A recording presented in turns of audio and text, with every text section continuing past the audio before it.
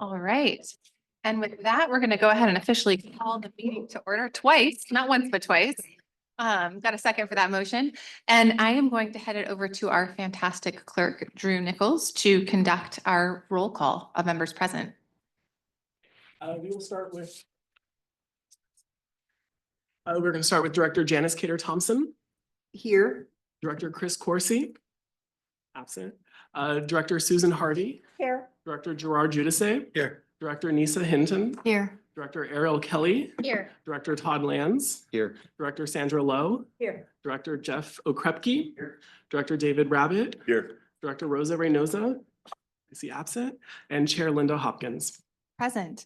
We have a quorum. Wonderful. Thank you so much. And I just want to acknowledge Director Lands. Super excited that he is joining us at SCTA RCPA, and also acknowledge that I do believe we have a new member from Windsor who will be joining us at our next meeting, but he's out of town and his alternate was unable to attend, is my understanding. And I think those are the only changes, right? Going once, going twice. Okay, perfect.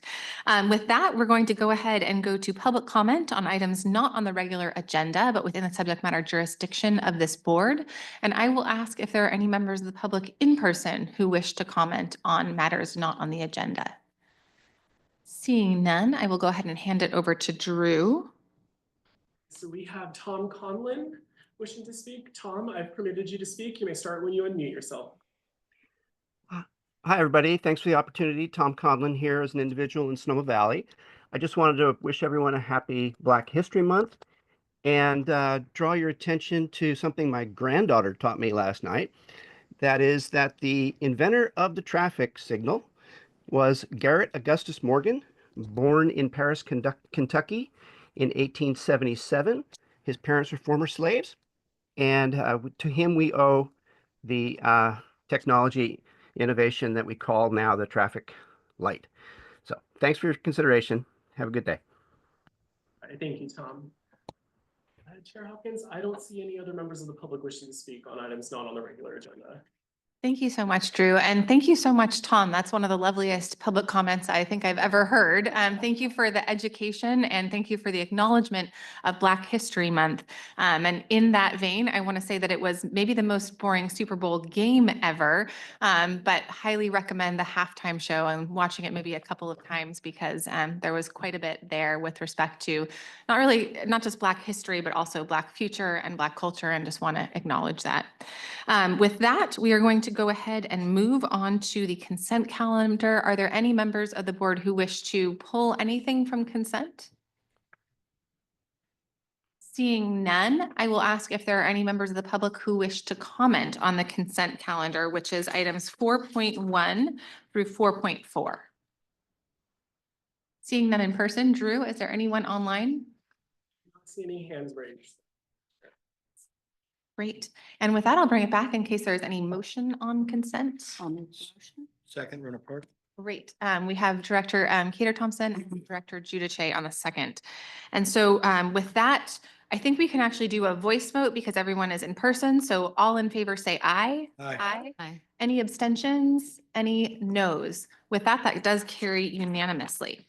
And we will now go ahead and move on to our let's see. Oh, actually, sorry.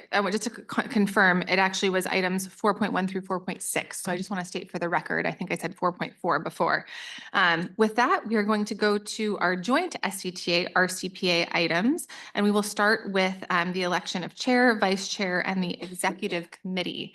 And I just wanted to make sure, Director Cameron, the main things that we need to know about this are it must always be a supervisor and a city council member. So if I am to stay in the chair position, then we would be looking for a city council member to take the vice chair position. Is that correct? Is there anything else to add? Correct. So, and chair and vice chair, and then following exec committee as well as ad hocs, please. Great. Okay, so let's go ahead. Well, I guess formally we should start with election of chair, which is typically a 2-year term. Is there anyone who would like to make a motion on chair? This arm, I move that we have Linda as chair. Thank you. Second. All right, we got a second from Director Kelly and the first from Director Harvey. All those in favor say aye. Aye. Any opposed, any abstentions? Seeing none, that does carry unanimously. And with that, we will move on to the election of vice chair. Is there anyone who I will see Supervisor Rabbit? I'd like to nominate Director Ariel Kelly for Vice Chair. And do we have any other nominations? I Director? would like to nominate Nisa Hinton. Okay, and first I want to check with my colleagues. Do you accept the nomination? Yes. Okay. Yes. Both accept the nomination. So we can sort of handle this one of two ways. We can sort of see if there's a second for the initial motion that was made, or we can kind of go ahead and do a straw vote, and then that would enable us to take a unanimous vote on the, for whoever has kind of more straw votes. Is there a preference? I would tend towards the latter. Or we could have a little dance break. Maybe there should be actually a dance off between our leading candidates here. And right? Today, Nisa's on Maybe that's correction. true. That would not be a fair competition. Would we like to sort of go in a circle, or would we like statements from the nominees in terms of, thoughts or sort of statements from the nominators to sort of share why they are making that nomination? Okay, maybe, Director Kelly, would you like to make a statement? And then I'll. Sure. Thank you so much for the nomination. And yes, I think myself and Director Giudice are the two city council members who have served the longest in this capacity when appointed in 2020. And I feel like sitting through, I think you're the third, maybe third chair that I've worked with. I think making sure that we have well-run meetings and stay on task on agenda is critical given the mission of this organization, and just ensuring that we can get through the agendas expediently and also have opportunity for comment and allowing the public to weigh in. And that's my goal and objective, is just ensuring continuity and making sure that our organization has well-run meetings. It's been an honor to serve in this capacity for over 4 years now, and looking forward to continuing forward with it. Great. Thank you so much, Director Kelly. Director Hinton? Yeah, so I'm interested in the role. I've been elected since 2016 and served as my city's vice mayor twice and my mayor twice. I did not go for any major regional appointments and kind of had my eyes on this vice chair seat. I follow Councilmember Gurney, who served on this committee for more than 12 years. And I just got reelected and will be serving the next 4 years, and fully intend to be sitting on this committee for those 4 years. So I'd love to fill the role. I think I have the qualifications, and I could put time and effort towards it, as I don't have other big commitments on regional boards countywide. Great. Would the folks who made the nominations, do you wish to add anything? Director Rabbit? Putting me under the pressure. I very much appreciate serving with everyone on this board, and I think that both of you would make excellent choices for vice chair. I think for me, I look at it a little bit, we come from all sectors of the county, and so really looking at kind of that geographical component, having someone from the North County serve is why I made the recommendation I did, and I'll be supporting that. Thank you. Director Harvey?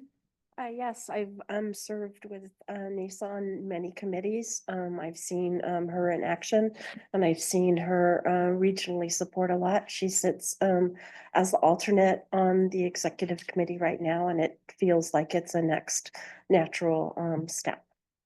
Thank you very much. With that, is everyone okay if we sort of do a straw vote on that? And then, or would you like to just sort of take the motions and see where the votes are? Kind of looking 6 of one, half a dozen of the other. Why don't we go ahead and sort of take a round, a sort of straw poll, if you will, of who you'd support. And then we can sort of revisit the motions if everyone's okay with that. I know this is always awkward. I'm trying to make it the least awkward possible. If you have a better path, please suggest one. Okay, seeing none. Do you want to start? No, not at all. Okay. All right. Why don't we start with one of the nominees and go around? Does that make sense? Okay. Or you want? Okay. I feel like I need to be taking notes. Hang on, let me grab a pen. Can I borrow your pen? Sure, of course. Thank you. Okay. I think this is so difficult, but I'm gonna go with the seniority and support Director Kelly. Director Hinton. Hinton. And this is really tough for me, partly because I have such an amazing working relationship with Director Hinton. We have collaborated on so many things, but I've actually been pretty consistent in what Director Rabbit said and trying to seek geographic representation. And I feel like I would be a hypocrite now if I just sort of tried to sort of keep it all in West County. So with all due respect, it's totally principle. You've been amazing to work with. So I will say Kelly. Kelly. I'll go with Nisa. Nisa. Kelly. Kelly. Tiebreaker. That was extraordinarily See, close. Todd? I didn't even know. Right. So that was extremely close, and really appreciate both your services. So, there was a motion on the table from Director Rabbit. Would anyone like to second I'll that second motion? that. Okay, all those in favor? Aye. Aye. Any opposed, any abstentions? Seeing none, that carries unanimously. And that does bring us to the executive committee. And normally as chair, I don't stick my neck out to try to make motions first, but I do want to suggest Director Hinton on the executive committee as a primary, if that makes sense. I believe that, and I'm going to look to Executive Director Cameron on this one, that the chair and the vice chair are automatically on. Is that correct? Okay. Yep, they require chair and vice chair and then 2 additional and 1 alternate. Great.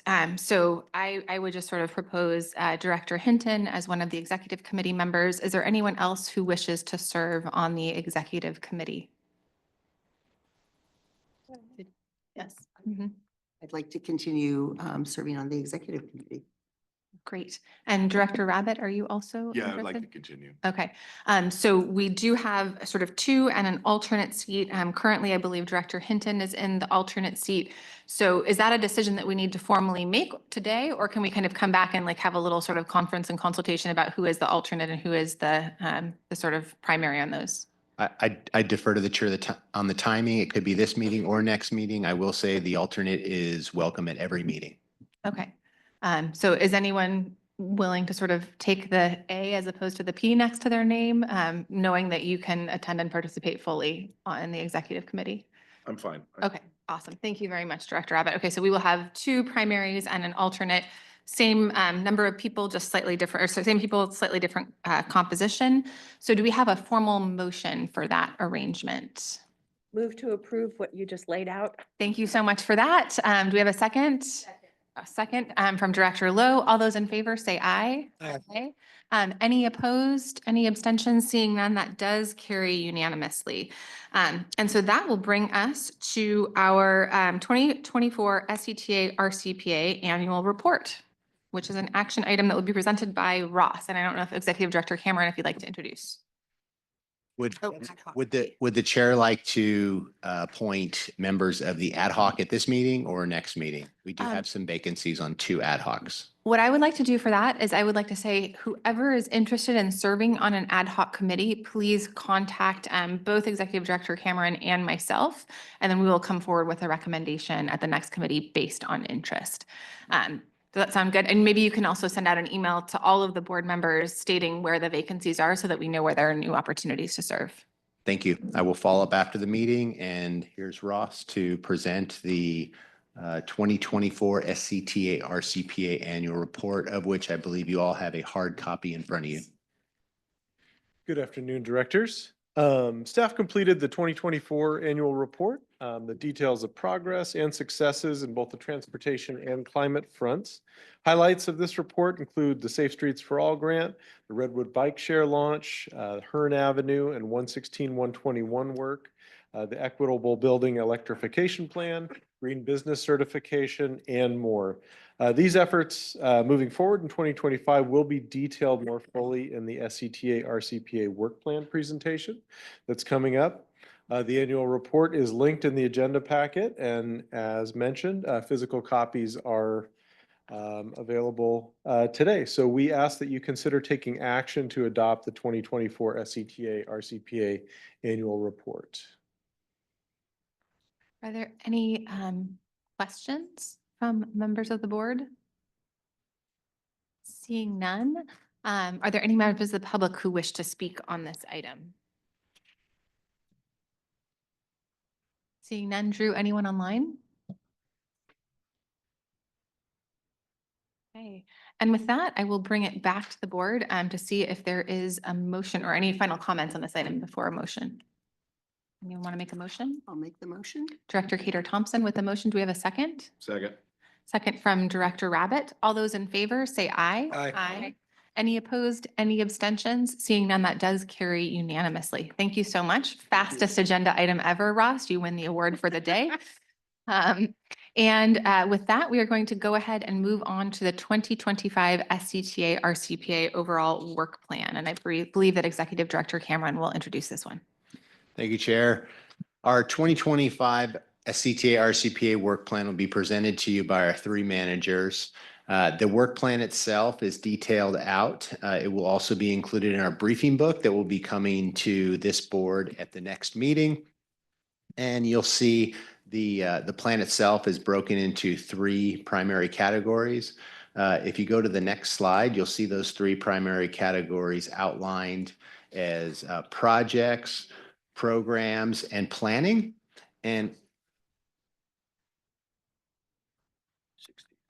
so our projects, program, and planning will be detailed by each manager that is implementing various plans, projects, and programming. It gives you the best overview of everything we're working on, and we'd be open to, adding, subtracting, what have you. I do want to point out that as you see things on this list, all things aren't equal. Things that are listed like the Go Sonoma plan will have 3 or 4 staff working on it nearly full time for its implementation, where other items may have just, a tenth of a staff person following that or coordinating that with other jurisdictions.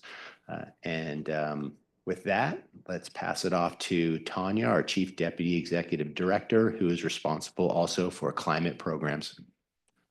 Thank you, James, and good afternoon, directors.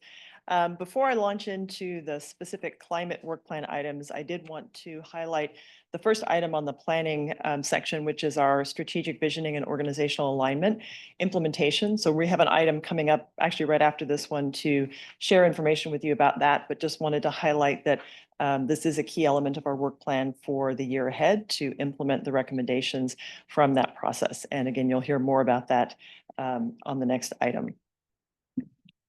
So I also just wanted to highlight that everything in green here is what I'll be speaking to this afternoon, and I will go into detail on a couple of these items in subsequent slides. So first, I wanted to just bring back up our Sonoma Climate Mobilization Strategy, which really serves as the framework for the work that RCPA does, and also, as I'll share in a minute, SCTA staff as well. This strategy was adopted by the board in 2021, and we've been using it as our kind of guiding document ever since then, and working on various pieces of this strategy as we have resources and funding. So on this slide, I show the priority projects that we are proposing for 2025, broken into the different initiative areas of the mobilization strategy. So for our all electric buildings campaign, we are going to continue work and actually complete work on our equitable building electrification action plan. And we'll also continue our focus on the Water Upgrade Save program and the Bay Ren outreach and marketing for those programs. In the transportation initiative area, this is an area that our planning and projects and programming teams really play a vital role in implementing the priorities that you see here listed, from our active transportation plan all the way through the transit projects. And you'll be hearing more about these priorities from Chris and David a little bit later in the presentation. And here on this slide, again in the transportation section, a new project for us this year is the Equitable EV Charging Plan for Sonoma County. And this will be a partnership with the County of Sonoma with a goal of developing a county-wide plan for implementation of EV charging. Also in transportation, there's a VMT mitigation program, which Chris's planning team is working on. And then lastly, in the carbon sequestration initiative area, we'll continue our work with the Sonoma Marin Ag and County Climate Coalition. And our role is primarily integrating data from this project into our greenhouse gas inventory, and also supporting work on finding new sources of funding for carbon sequestration projects. So on the Equitable Building Electrification Action Plan, this slide shows our kind of high-level scope for that plan. It is an effort that we started in 2024 and plan to complete this year. It's designed to leverage and integrate the work that is happening across our local jurisdictions to create a roadmap to achieve our climate goals in the building sector. The plan will include a menu of policy and program options that we'll be bringing to the board and also our local jurisdictions to consider for adoption. And we'll bring a draft of this plan to all of you later this spring for your review, input, and ultimately adoption. As I mentioned, the Equitable EV Charging Plan is a new project for the year. And this project is funded by a Caltrans Sustainable Communities grant that the County of Sonoma was able to secure. And we will be partnering with the county and Latino service providers as one of the key CBOs that will be assisting with community engagement and outreach. And our goal is to integrate work that's already been done on previous plans. So SCTA, for example, released the SHIFT transportation plan several years ago, actually back in 2018. And so one of the first steps in this project will be to review plans like that one and to gather the relevant information and build that into the new plan. What we're really looking for out of this plan is something very tangible that then can be used by RCPA and our jurisdictions to go after funding to actually implement these EV charging stations. And then we also want to have a strong focus on equity, really looking at the parts of our community that don't currently have access to charging and how we can get that installed out more broadly in the community. And so the project is scheduled to kick off later this spring once a consultant has been secured to assist with development of that plan. Next up, we have our very important climate funding strategy work, and our main focus for this year will really be leveraging our designation as a climate resilience district to advocate for funding for Sonoma County through the climate bond. And so we plan to partner closely with our partner agencies and jurisdictions as we work at the state level to influence and advocate for the development of these programs that are going to spend the funding from the climate bond and make sure that we get as much of Sonoma County's needs addressed through the program as possible. We also will continue to seek funding opportunities for multi-jurisdictional grants and partner with all of your jurisdictions to go after those larger grants, which will probably be mostly from state level programs at this point. Moving on to our climate dashboard. Hopefully you've all had a chance to take a look at our GHG dashboard that's currently online. We are working to expand this dashboard to include other climate indicators to provide a one-stop shop, for example, for you to go to see what's the status of EV adoption in Sonoma County. How have our usage of electricity and natural gas changed over time? So indicators that we can publish more regularly to give you a better feel for how we're making progress on our climate goals. So you'll be seeing that this year. And then lastly, just wanted to share a brief update on BayREN and our priorities for 2025. We'll continue partnering with the County of Sonoma's Energy and Sustainability team on the BayREN outreach and marketing. Really looking forward to the implementation of the new program. So there's a new single family program as well as a public program. And I know we've been mentioning these in past board meetings, but we're very close to seeing these programs actually hit the ground. And so we'll be sharing more information on that with you as it's available. Continuing to build local government capacity through Anna Oliva's role as our local government liaison, working with staff in your jurisdictions to make sure they have access to all of the BayREN information to help get that information out to your communities. And then lastly, we have a goal of enrolling additional utilities in the Water Upgrade Save program. I would like to see at least one new utility outside of Sonoma County enrolled in that program in 2025. So that brings me to the end of the climate programs, and now I'll turn it over to Chris Barney to give an overview of the planning team's work for the year.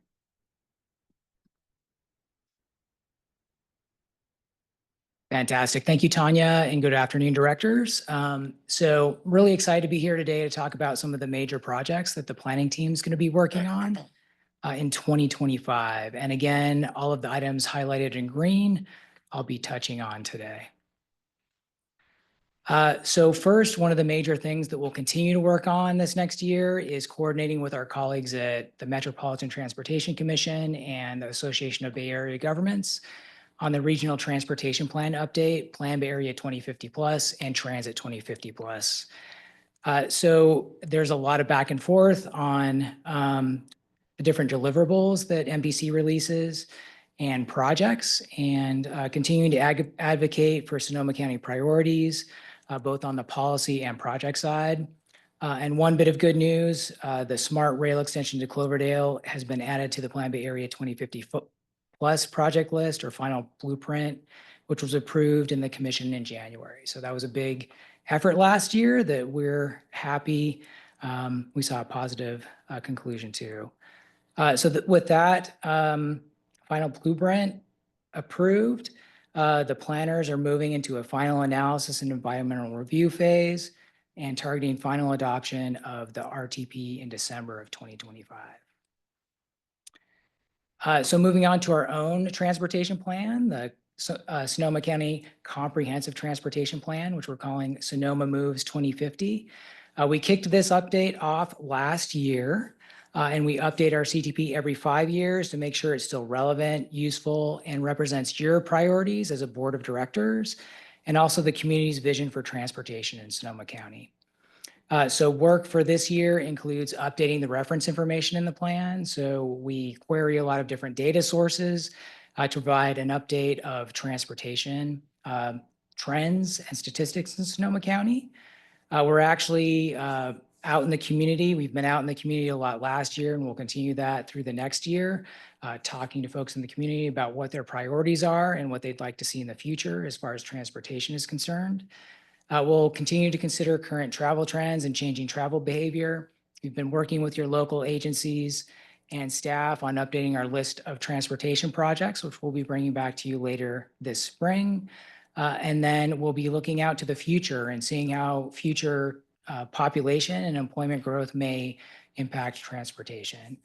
So with all that work happening this year, we're targeting on bringing a final CTP to you later this year for adoption. We're also working on 2 community-based transportation plans in Sonoma County. So we kicked off 2 CBTP efforts last year. One focused on the South Santa Rosa Avenue area in Santa Rosa and the unincorporated areas of Sonoma County, and the Central Roanoke Park area. So these planning efforts are really focused on getting out into the community and identifying, number one, a list of transportation issues and barriers that local residents are experiencing, and working with them to come up with a prioritized list of transportation projects and improvements. So we're working with your local agency staff and community representatives to guide the process and work on community engagement. And we're looking at having final plans for your adoption later this year as well. So moving over to transit integration. So we're working, let me get my right notes here. We're continuing work with 3 local bus operators, Santa Rosa City Bus, Petaluma Transit, and Sonoma County Transit, to really work together on coordinating bus operations, unified branding, and improving the end user experience for bus riders. So a big part of that is working on a unified website design. So there's some progress being made on that.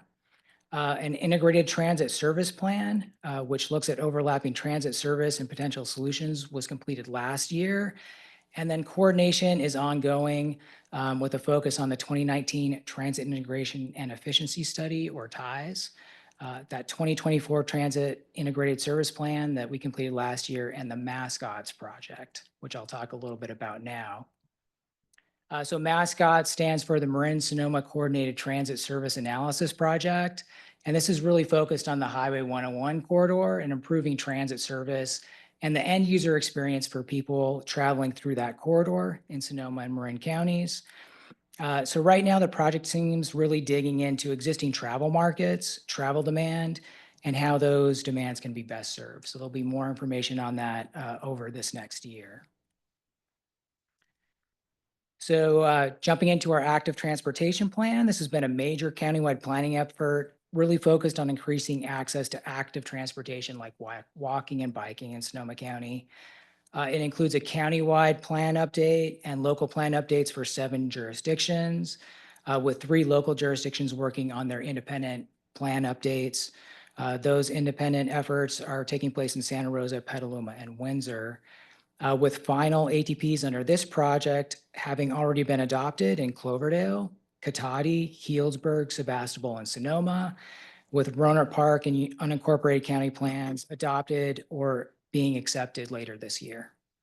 And the final countywide plan is on your agenda today for approval. So that'll be another presentation today.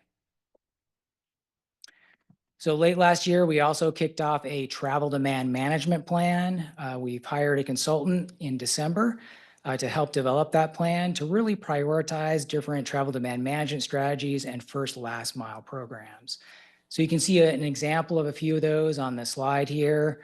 Things like bicycle pedestrian wayfinding, shuttles, and free or reduced fare transit. So those are a few things that'll be examined along with a lot of other types of TDM strategies here. So these programs are really focused on reducing single occupant vehicle trips, lowering emissions, and reducing congestion. And this will help us determine ways we can leverage Go Sonoma First Last Mile and commuter program dollars. So Tanya mentioned vehicle miles traveled and the fact that we're working on a VMT mitigation program. So this is all really tied to Senate Bill 743 implementation, which was signed into law back in September of 2013. SB 743 really focuses on GHG emissions reduction, promoting infill development, promoting active transportation, and reducing VMT. So that's the vehicle to do all of those things. So SB 743 went into effect in 2021, and we're providing support to your jurisdictions and with local compliance by providing VMT data and estimates. That's part of the process. Maintaining VMT screening maps showing high and low VMT areas. We developed a VMT mitigation and reduction calculator a few years ago that can be used to estimate reduction benefits in different project areas. And right now, we're currently working with your local staff and a consultant to develop recommendations for a program for Sonoma County. So we'll have more on that later this year. All right, moving on to bike share. So you may have seen the Redwood bike share bikes out on the ground in Sonoma County. So we're very excited about that. So last year we finalized and executed an agreement with Drop Mobility. Bikes were on the ground last October, and we're continuing to coordinate with Drop Mobility and local jurisdictions to roll out more stations and bikes on the ground this year. So excited to see that continue and grow in 2025. And then finally, wrapping up with the Safe Routes to School program. This is an ongoing program, which is run by the Sonoma County Bicycle Coalition under contract to SCTA. And it's really focused on 5 E's: education, encouragement, engineering, equity, and enforcement. And it involves getting out to the schools and in the community and teaching kids and parents about the benefits of active transportation, and promoting walking and biking and making this safe for the kids as they're out there trying to get around outside of cars. So with that, I'll go ahead and wrap up the update on the planning side and turn things over to David Ripperda, our Director of Projects and Programming. Thank you, Chris. Afternoon, Directors. Dave River, Director of Projects and Programming. I'd like to talk to you about the activities that the projects and programming team are going to be working on this calendar year. This includes the Go Sonoma implementation of programs and policies, Safe Streets, Roads for All planning and demonstration projects, and a number of highway and road projects, and along with closeout work on Highway 101, and also talking about funding. So just start with Vision Zero and Safe Streets and Roads for All. As you may know, the board adopted the Vision Zero action plan back in March of 2022. This plan has the goal of eliminating all fatalities and serious injuries on our roads by the year 2030. As part of that effort, we've been staffing the committee, the Vision Zero Advisory Committee, with some county Department of Health Services, a number of local representatives. And as part of that committee, we've been working on a number of grants, including the fiscal year 23 Safe Streets and Roads for All grant award. We received over $1 million to do a number of planning activities to look at reducing travel speeds in high-risk areas and updating our countywide Vision Zero data dashboard. We're also developing a countywide Safe Routes to School plan and updating the city of Healdsburg Safe Routes to School plan. And we're also performing a traffic analysis and safety study on the Lakeville Street and Lakeville Highway corridor in the city of Petaluma. More recently, last fall, we received a $4.5 million federal grant from the fiscal year 24 Safe Streets and Roads for All program that would conduct a number of demonstration activities in the cities of Cotati, Petaluma, Roanoke Park, Santa Rosa, and the town of Windsor. and it'll also include funding for ADA transition plan in the city of Cotati. We're still working on wrapping up that grant with the federal government and hope to receive those funds soon. Next, for Go Sonoma, as mentioned earlier, we are implementing a number of programs and policies, and a number of our staff are touching this not only just on the projects and programming team, but also on our planning team as well. Go Sonoma Act was passed by the voters back in 2020 as an extension of the Measure M transportation sales tax. Last year, the board approved some loans from existing balances in Measure M to Go Sonoma to start programs early, so get everything established and also get a number of capital projects going. Revenue collection of the new sales tax will start on April 1st of 2025, when Measure M revenue collection will end on March 31st of this year. So we've been coordinating with local jurisdictions and project sponsors to execute cooperative agreements on their projects, and also for the ongoing formula funds they're received for local street repair and transit service. And also the next round of competitive Go Sonoma funding will be part of our call for projects for our SCTA funding program cycle 2 this summer. Going into more detail on that funding program, this includes funds from a number of federal, state, and local and regional funding sources, including the One Bay Area Grant Cycle 4 through MTC, the State Transportation Improvement Program, and Senate Bill 1 Local Partnership Program. The majority of funds are coming from the two competitive programs of Go Sonoma, the Move Traffic Improve Safety and Build Bikeways and Pathways, and then a number of funds that we received through the County of Sonoma through Great and Tribal Mitigation Funds, including funds under our old agreement and a new agreement that we're working with the County Administrator's Office to determine the use of those funds. We anticipate that our call for projects will occur this summer, and we'll be asking for the top 5 priority projects from all the cities and the transit operators. And this will also include the top 10 priorities for the county and the city of Santa Rosa due to their larger size than the other jurisdictions. The funding awards for these different funding sources will occur in a number of stages, with the first awards by the board being in fall of 2025 for the State Transportation Improvement Program to line up with the schedule for those funds. The final awards will be through spring of 2027 with the adoption of the One Bay Area Grant Cycle 4. Staff continue to coordinate with our local jurisdictions and partners on a number of grant opportunities, and we are continuing to monitor, support, and pursue federal, state, and regional grants. We're using Go Sonoma capacity building funds to help leverage our Go Sonoma funds and bring in the resources we need to do public outreach, to do technical benefit cost analysis, hire consultants to be able to bring in more funds to the region. We're looking at a number of transportation dollars, not only from the state and federal sources, but also regional sources such as Regional Measure 3. And as Tanya mentioned earlier, looking at Bond Act programs as well from the state. Moving over to the project side, we have 2 capital projects that are making significant progress, including the US 101 Hearn Avenue interchange. Next week, we are due to get the girders for the new northern half of the structure delivered on site with some full freeway closures of 101 at night. So you'll be seeing a lot of press and news releases about that. So look forward to that on February 19th and 20th. Construction of that project is complete in 2026. And then on the State Route 116 to 121, we were fortunate to have a break in the weather a few months ago to be able to switch to the temporary roundabout configuration that's been working pretty well. We anticipate completing that project in fall of 2025. Next, on our next tranche of projects that we're working on, the State Route 121 A Street East project, south of the city of Sonoma. That project started the environmental phase in December. We are continuing to work with Caltrans to figure out ways to accelerate the project schedule and partner on potential construction funds for that important safety project. And on the State Route 12 Fulton Road study, we are wrapping up the public comment period for that feasibility study for the interchange in the city of Santa Rosa. We're looking at near-term, mid-term, long-term options to improve safety and mobility for all modes. And we anticipate bringing that final study to you next month for your review at the March 10th board meeting. Lastly, on Highway 37, we continue to support the Metropolitan Transportation Commission and Caltrans on near-term and long-term funding strategies and project delivery, and supporting the Highway 37 Policy Committee and other bodies in administering the program. We're also partnering with agencies such as Sonoma Land Trust to support restoration projects in the Highway 37 corridor. And just to wrap things up on Highway 101, as we continue to close out the highway jobs, there are some remaining items of work.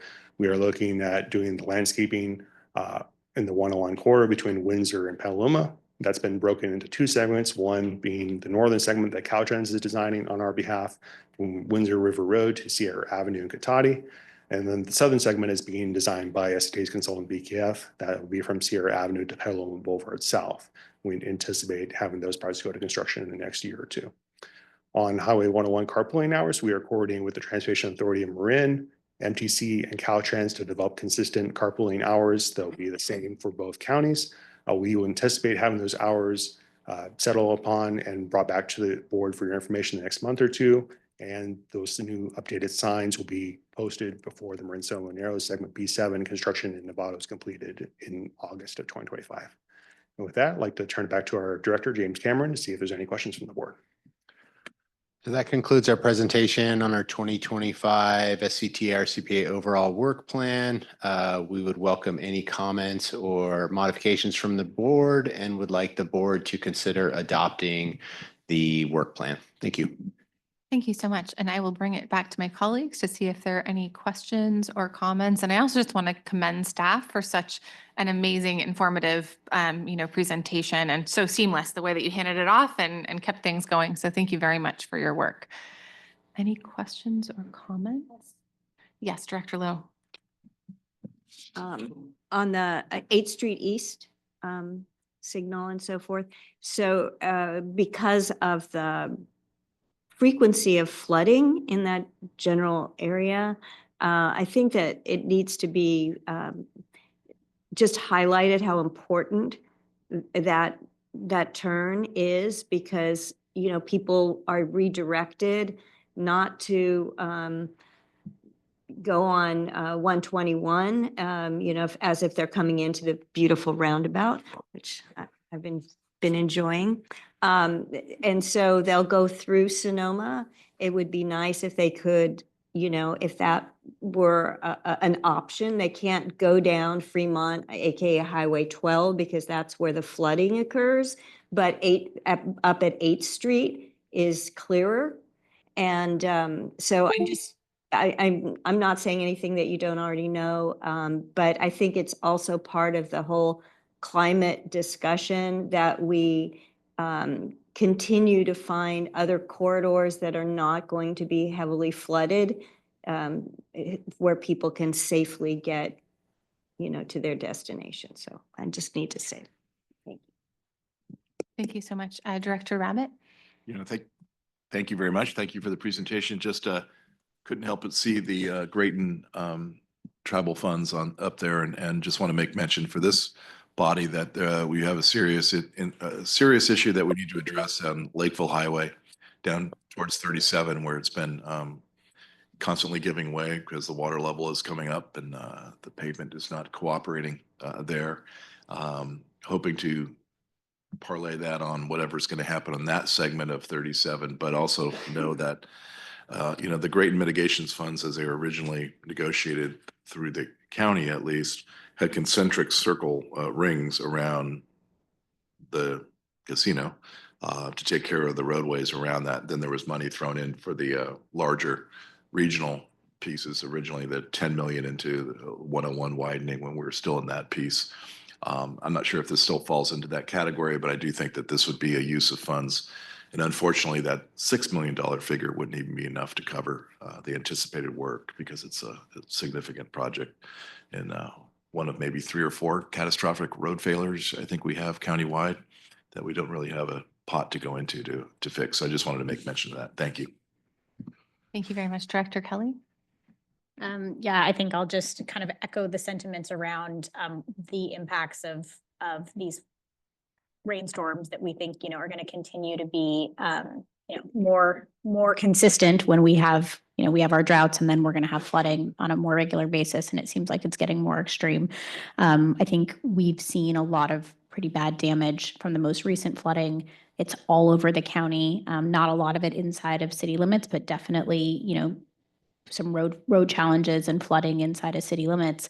I think that this body and the work that we do at the intersection of transportation and climate, we really should be, on the forefront of looking at our mitigation and adaptation needs as it relates to circulation in the county. And we are seeing kind of time and again the impacts of these floods, and where it is, a lot of the community, especially in the rural outskirts, there's one way in and one way out in a lot of these places. And that we are really that entity in a lot of ways to be partnering with the county and TPW to be thinking about, these folks might not live in my jurisdiction, but they certainly are commuting into work. And if they can't get to work, that impacts our economy, or they're trying to get to school in other parts of the county. I mean, there's a lot of interconnectedness in this region for our residents. And so just looking at the folks in this room to say, like, if, a lot of people are asking, how does this keep happening and who's going to solve it? And I think we just need to own that, like,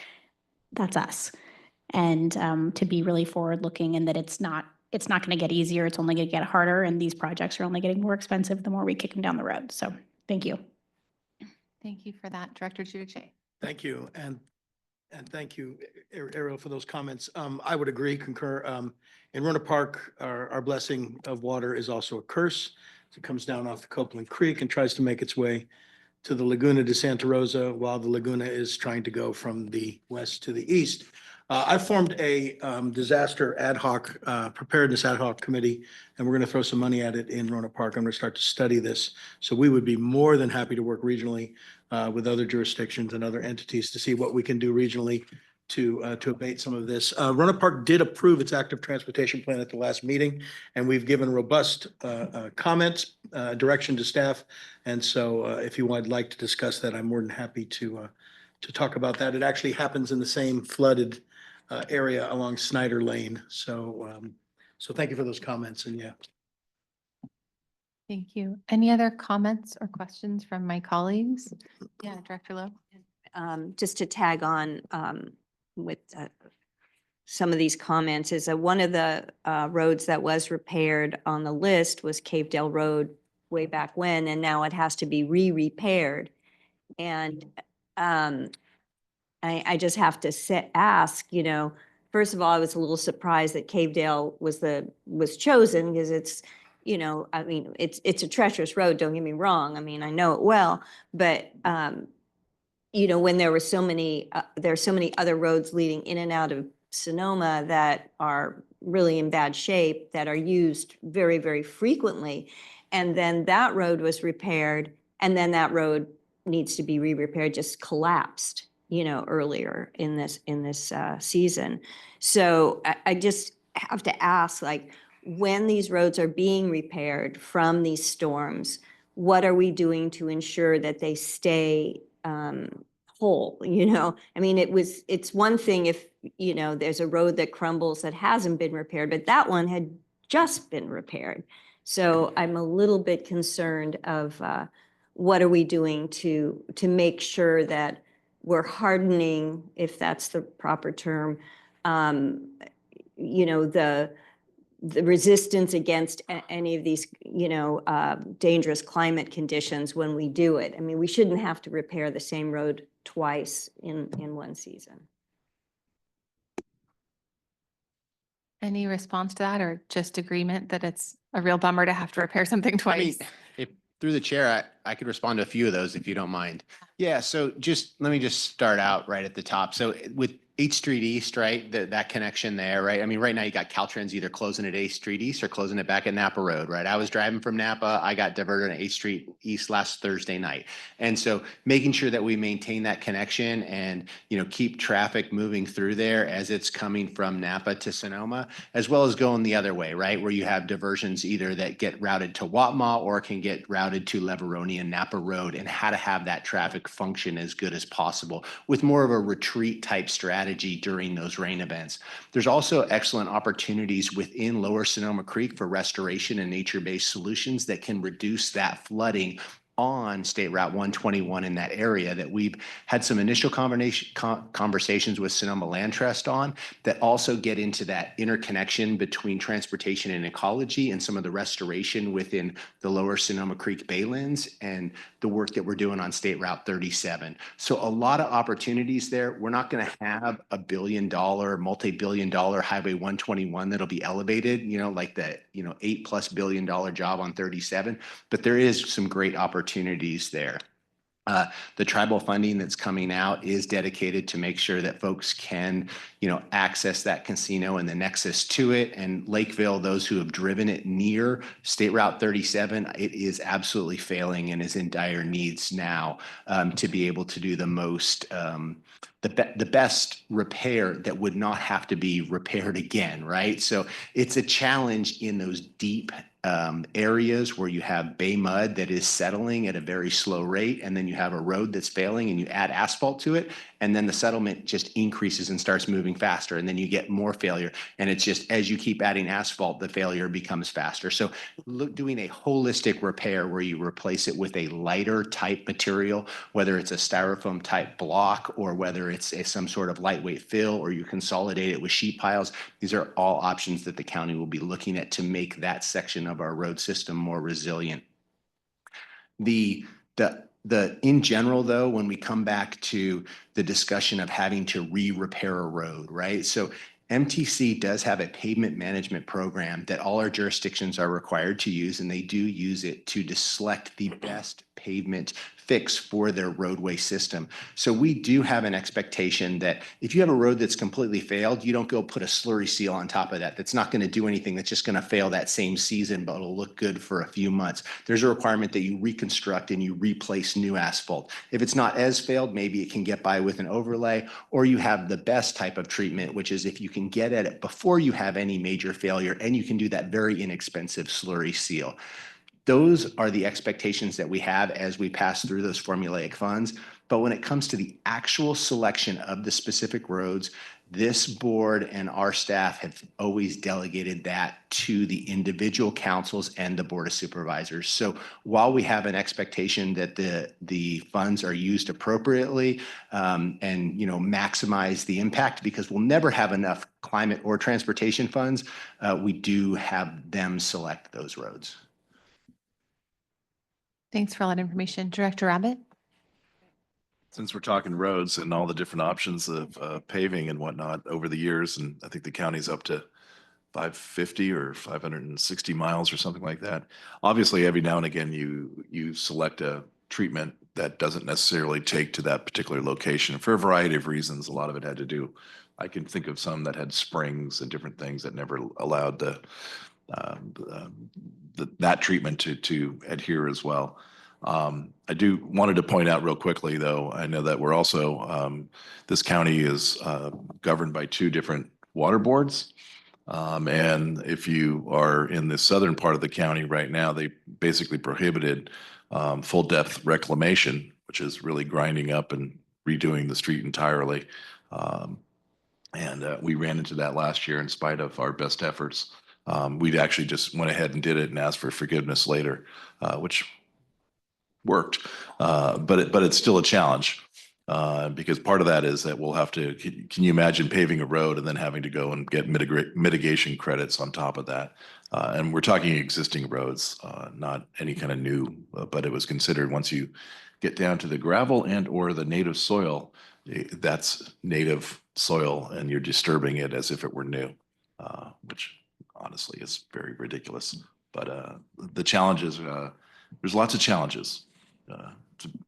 Our county is not Fresno where they have sand apparently, and you can put one type of road anywhere in the, how many miles are, if you think about our county and all the, from a rainforest to a lava field, basically up in the geysers to things out at the coast and the expansive soil down my way, makes it very difficult.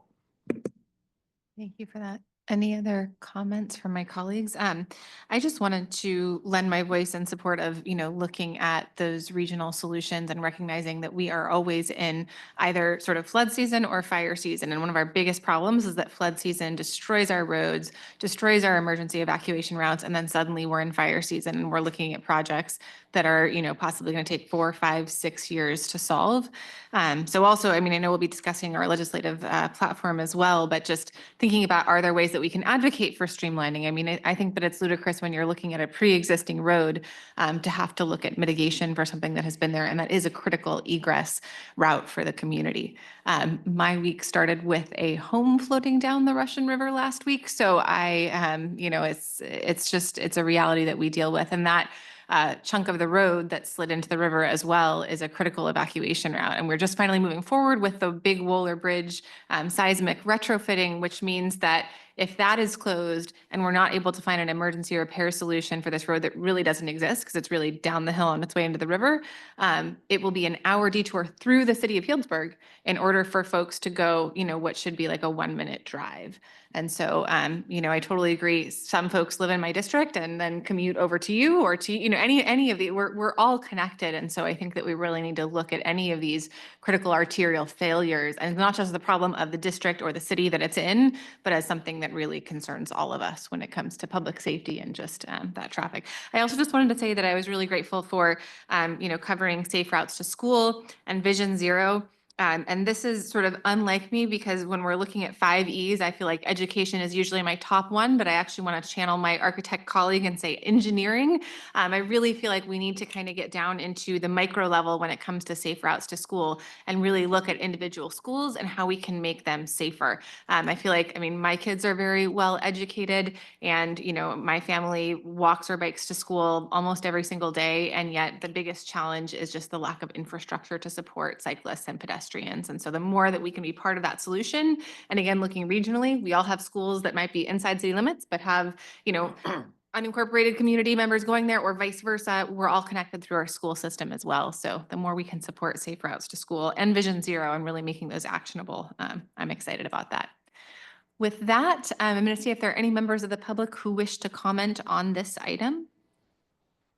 Seeing none in person, Drew, do we have anybody online?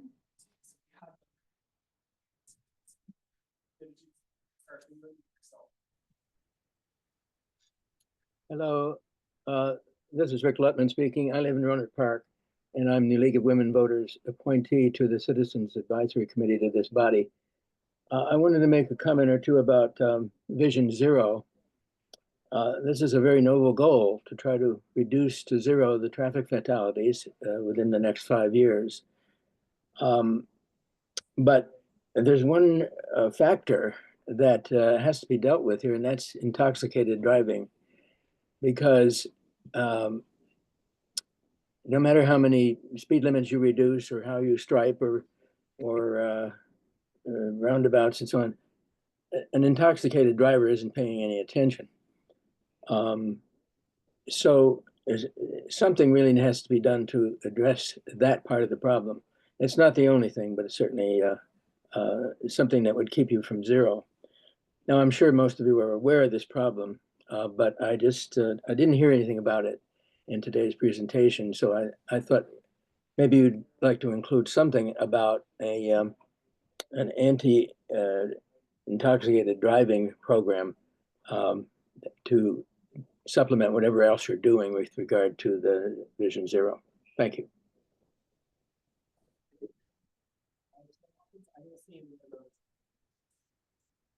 Thank you very much and appreciate that sentiment, Rick. Completely agree. And I would also add that in addition to sort of drunk driving, there are also folks who are drunk on technology, distracted driving. It's an impairment as well, and it is a huge problem. Executive Director Cameron, anything to add on that?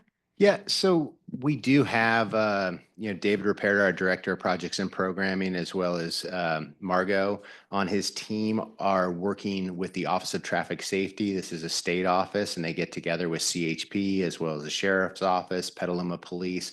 And there's a current PSA that they're working on right now directly on this topic. So you will be seeing it on our social media feed that will be echoing, based around that one bad decision and how to, educate and reduce those, we like to call them collisions, right? There's no such thing as an accident. It's a collision and they are avoidable. Thank you very much for that. Bringing back to the board, are there any board members who wish to comment or have any other questions? Seeing none, would someone like to make a motion? This is an action item to approve and adopt. I move approval. Thank you. We have a motion and a second. The second was Director Heater Thompson. Yep, the first was Director Lowe. All those in favor, please say aye. Aye. Any opposed, any abstentions? Seeing none, that does carry unanimously. And that will bring us on to item 5.4, which is our SCTA RCPA strategic visioning and organizational alignment. And I believe that Tanya will be presenting this one.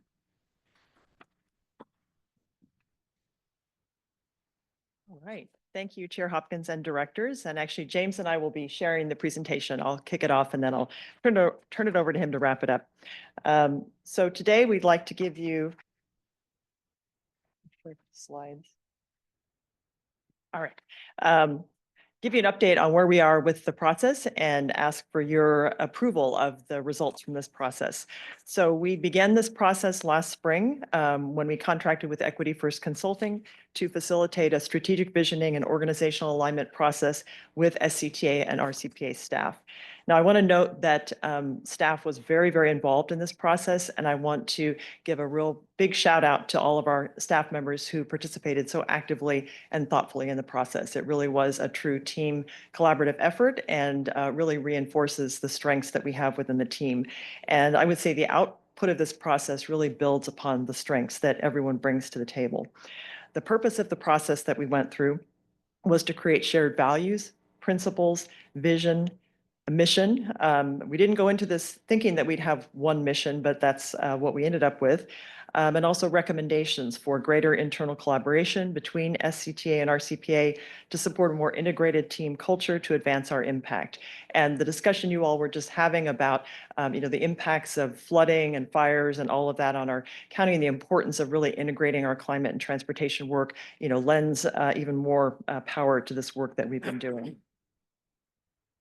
So in terms of the project, it was a three-phase project. First, an assessment phase, and then a series of staff working sessions, and a final integration and synthesis phase. So during the assessment phase, our consultants conducted a review of our existing plans and strategies, including documents like our comprehensive transportation plan and RCPA's strategic plan. And the results of the review that was done are included or documented in the one of the attachments that's in your board packet, titled the Organizational Messaging Comparison Chart. And it really demonstrated to us that while we have a lot of elements of vision and mission in our various documents, they weren't all kind of coming together with a cohesive theme. And so this process was meant to really address that. As part of the assessment phase, Equity First also conducted focus groups with our staff, with local jurisdiction staff, so folks from all of your organizations, members of our advisory committees, and community stakeholders. And those stakeholders included folks from organizations like the Asian American Pacific Islander Coalition of North Bay, Latino service providers, and NAACP and others. We really wanted to get a well-rounded view on the work that we're doing and the opportunities for improvement. So in the focus groups, participants were invited to share their vision for SCTA and RCPA, the role that we can most effectively play in advancing that vision, and then how greater collaboration between SCTA and RCPA can improve our impact on climate and transportation issues, which was really the kind of common theme that wove throughout all of this work. And then Equity First also conducted interviews with board members to get your input. A couple of findings from the assessment phase. Folks identified that we would benefit from a more impact-focused vision that speaks to quality of life improvements, impacted communities, and future generations. Using accessible language, we all sometimes fall into the use of acronyms and technical terms that don't make a lot of sense to folks. So really advising us to use that type of easier to understand language. The importance of centering climate in all of our decisions really came out very strongly across all of the groups that Equity First talked with. And then folks also recognizing that our project funding processes are an important lever for both equity and collaboration. So that was our assessment phase. Then during the staff working sessions, we used the results from those assessments to guide the staff discussion around shared values, principles, vision and mission. And staff also identified strategies and actions to increase collaboration and alignment toward the shared vision that we developed. And then finally, in the integration and synthesis phase, Equity First conducted a final reflection session with the community stakeholders who gave us input at the beginning of the process to share the drafts of what we came up with and to get their feedback. And then brought that back to staff for a final working session to really incorporate that feedback into the final versions of what we're sharing with you today. And then lastly, staff also had a quite robust discussion about potential new brand names for SCTA and RCPA. And again, you'll see the results of that today. So in our process, just a quick recap of the kind of key terms that we used. So a vision is defining the world that we want to see. And then our mission describes how we'll achieve that vision or advance that vision. And our values are really the core set of commitments that are the foundations of all the work we do and help connect our vision, mission, and principles. And then lastly, our principles describe what our values look like in action. So really tools for us to use as we do our work. So the vision and mission that we are presenting to you here today, our vision is a thriving and resilient Sonoma County where everyone benefits from safe and healthy built and natural environments and has equitable access to affordable, clean energy solutions and safe, well-maintained, zero-emission transportation options. And then our mission is to equitably plan, prioritize, coordinate, fund, and implement climate and transportation solutions that are safe, affordable, and sustainable. And so now James will share how all of this comes together into our proposed new brand name and our next steps. Thank you. So it's been an absolute pleasure being part of this project and seeing staff come together, right? Getting away from those general projects, programs, planning that we've been doing, and putting a bunch of smart people in a room and just talking about how we can advance the work we do together. This graphic is a graphic that was put together by the consultant that supported this effort. And we like to refer to it as our river of values, right? That has both the vision and the mission that Tanya shared with you. It also has at the bottom our proposed doing business as name, right? So the Sonoma County Transportation and Climate Authorities, SCTCA. It really rolls off the tongue a lot better than SCTA, RCPA, and then someone asks, what is RCPA? And, you know, there is, you know, solid legal advice that we got that resulted in that plural on the authorities to make sure that we're transparent and clear on who we are, because we will still contract as the SCTA or the RCPA. SCTCA is just a way to identify us as one team and one board administering both climate and transportation solutions across Sonoma County. To realize the vision and to implement this mission, as you see in front of you, it is critical to have those multi-benefit, multi-jurisdictional projects at scale that are what grantors favor to give us the ability to be able to leverage those local dollars that this board has discretion of. In describing this graphic to you, I do want to start at the riverbanks with the values of collaboration, where we invest in relationships. We are a small but mighty staff of 16. We must be collaborative. On the other bank, you'll see accountability. We want to do our best to integrate the feedback that we receive and to grow. Promises made, promises kept to the public, this board, as well as our member and partner agencies. Moving inward on the channel, you'll see our value of stewardship, where we want to provide responsible public service to both the built and the natural environment. On the other side, you'll see community well-being to improve community health, safety, and affordability. And then at the center of the channel, equity to address those systemic equities at the core of the work that we do. Moving on to the next slide, we have our next steps moving forward. The public-facing next steps will really revolve around updating the website and other communication materials to reflect the new vision, mission, values, principles, and the brand of SCTCA. Internal to our organization, staff will be implementing some recommendations for objectives to increase internal collaboration, organizational effectiveness, and ability to do mission-driven work. So this will be the objectives and the strategies that were part of the report that Equity First put together for us based on our input. To give you an idea of what some of those objectives that we have strategies to implement are, there's objective 3, which is to increase knowledge sharing across teams regarding current projects and support needs. So there's a clear focus of we understand what each other are working on. Some of the things that you'll see in the past is you'll see RCPA reporting on something that SCTA is doing. Where I see it as one team, we can report out on what SCTCA is doing.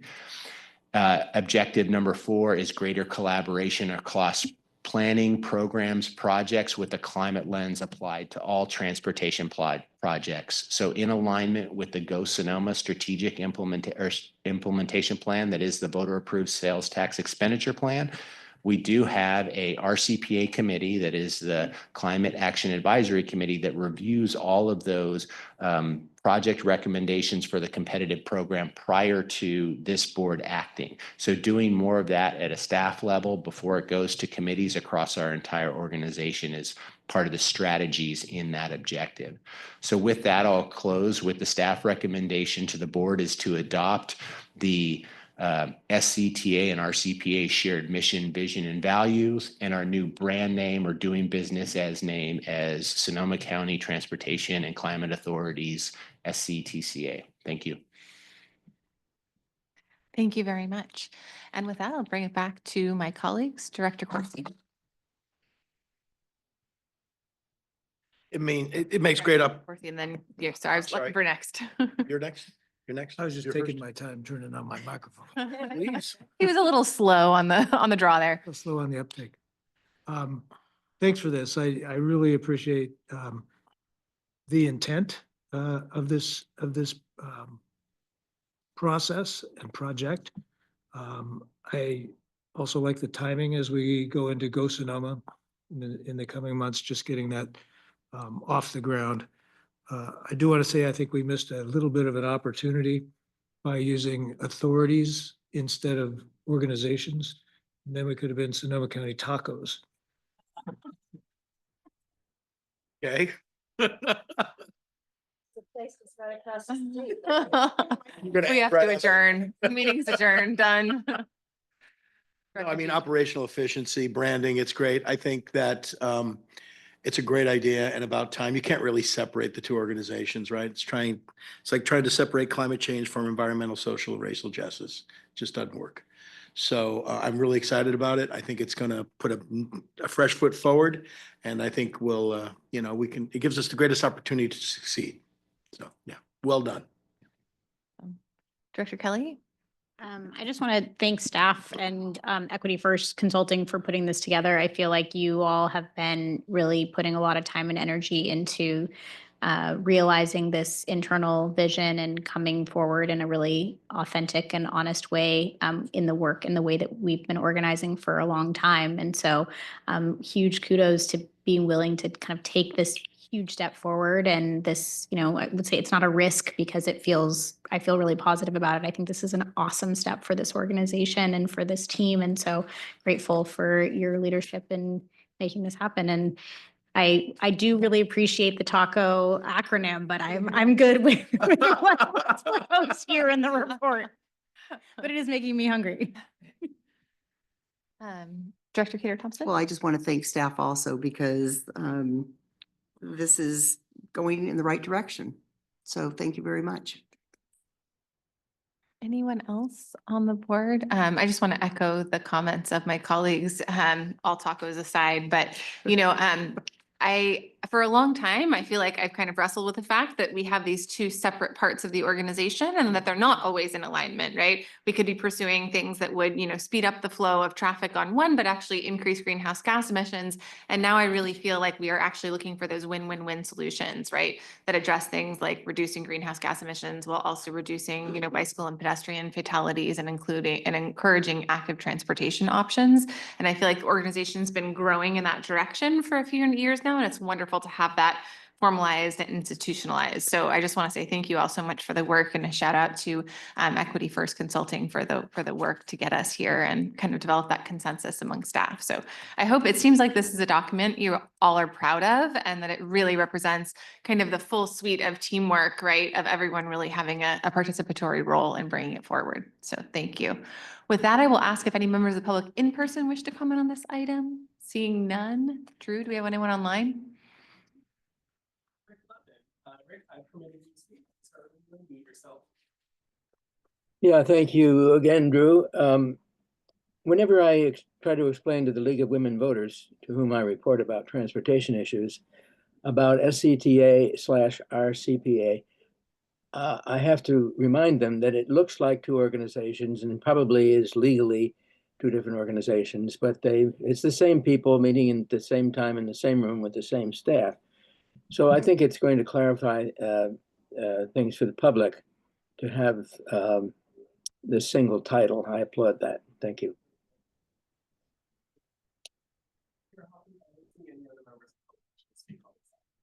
Thank you very much. With that, I'll bring it back to the board for a I'll motion. make a motion. Director Cater Thompson with the motion. Do we have a second? Sure. Second. Director Giudice with a second. All those in favor, please say aye. Aye. Any opposed? Any abstentions? No, it carries unanimously. Congratulations and thank you all so much for the wonderful work. So now a very non-controversial item, which is legislative principles. Would have been non-controversial maybe even a few months ago, but things have certainly seemed to heat up a bit at the federal level. So with that, I will hand it over to Executive Director Cameron on this one. Thank you. So our 2025 legislative principles are in your packet starting on page 26. We have our climate legislative principles as well as our transportation legislative principles.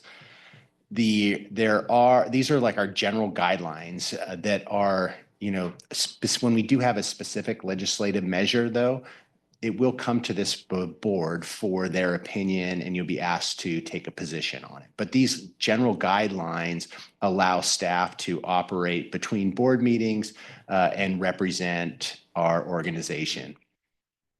The 2025 principles have been reviewed by both our state and federal legislative affairs consultants, which are Politico Group and MMO partners. You'll see their January updates in our packet. Both the climate and the legislative principles continue to lead with equity. Staff sees climate and equity work as more important than ever, given the state of our current federal administration. We kicked off the 2025 legislative session with a trip to Sacramento in January, meeting with Sonoma County delegation. The focus of our visit was around Prop 4 and the climate bond. Implementation of Sonoma County priorities within the climate bond, specifically around RCPA's status as a climate resiliency district, as well as countywide collaboration. That collaboration can take many forms. It could be as simple as letters of support to multi-jurisdictional grant applications within the climate bond. Given that some of the feedback that we received from the delegation is that you and everyone else are here to talk about it, right? So as now this bond is passed and there's $10 billion, large pieces of it are going to address the emergency with the LA fires, but there is, budget in the fiscal year 26 budget to start rolling out the programs within the climate bond, about a third of the bond at a time. So it's going to be over the next 2 to 3 years that these programs are going to be rolling out and funds are going to be awarded. So we want to be part of bringing as many dollars as possible to Sonoma County.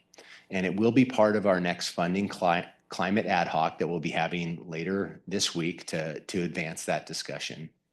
I also, at every one of these meetings with our local delegation, 37 would come up on a regular basis. And so we would update them in the latest on 37, essentially what this board heard in their presentation that David Ruperta gave in December as to what the status is on State Route 37. But a lot of attention is happening in that area as well.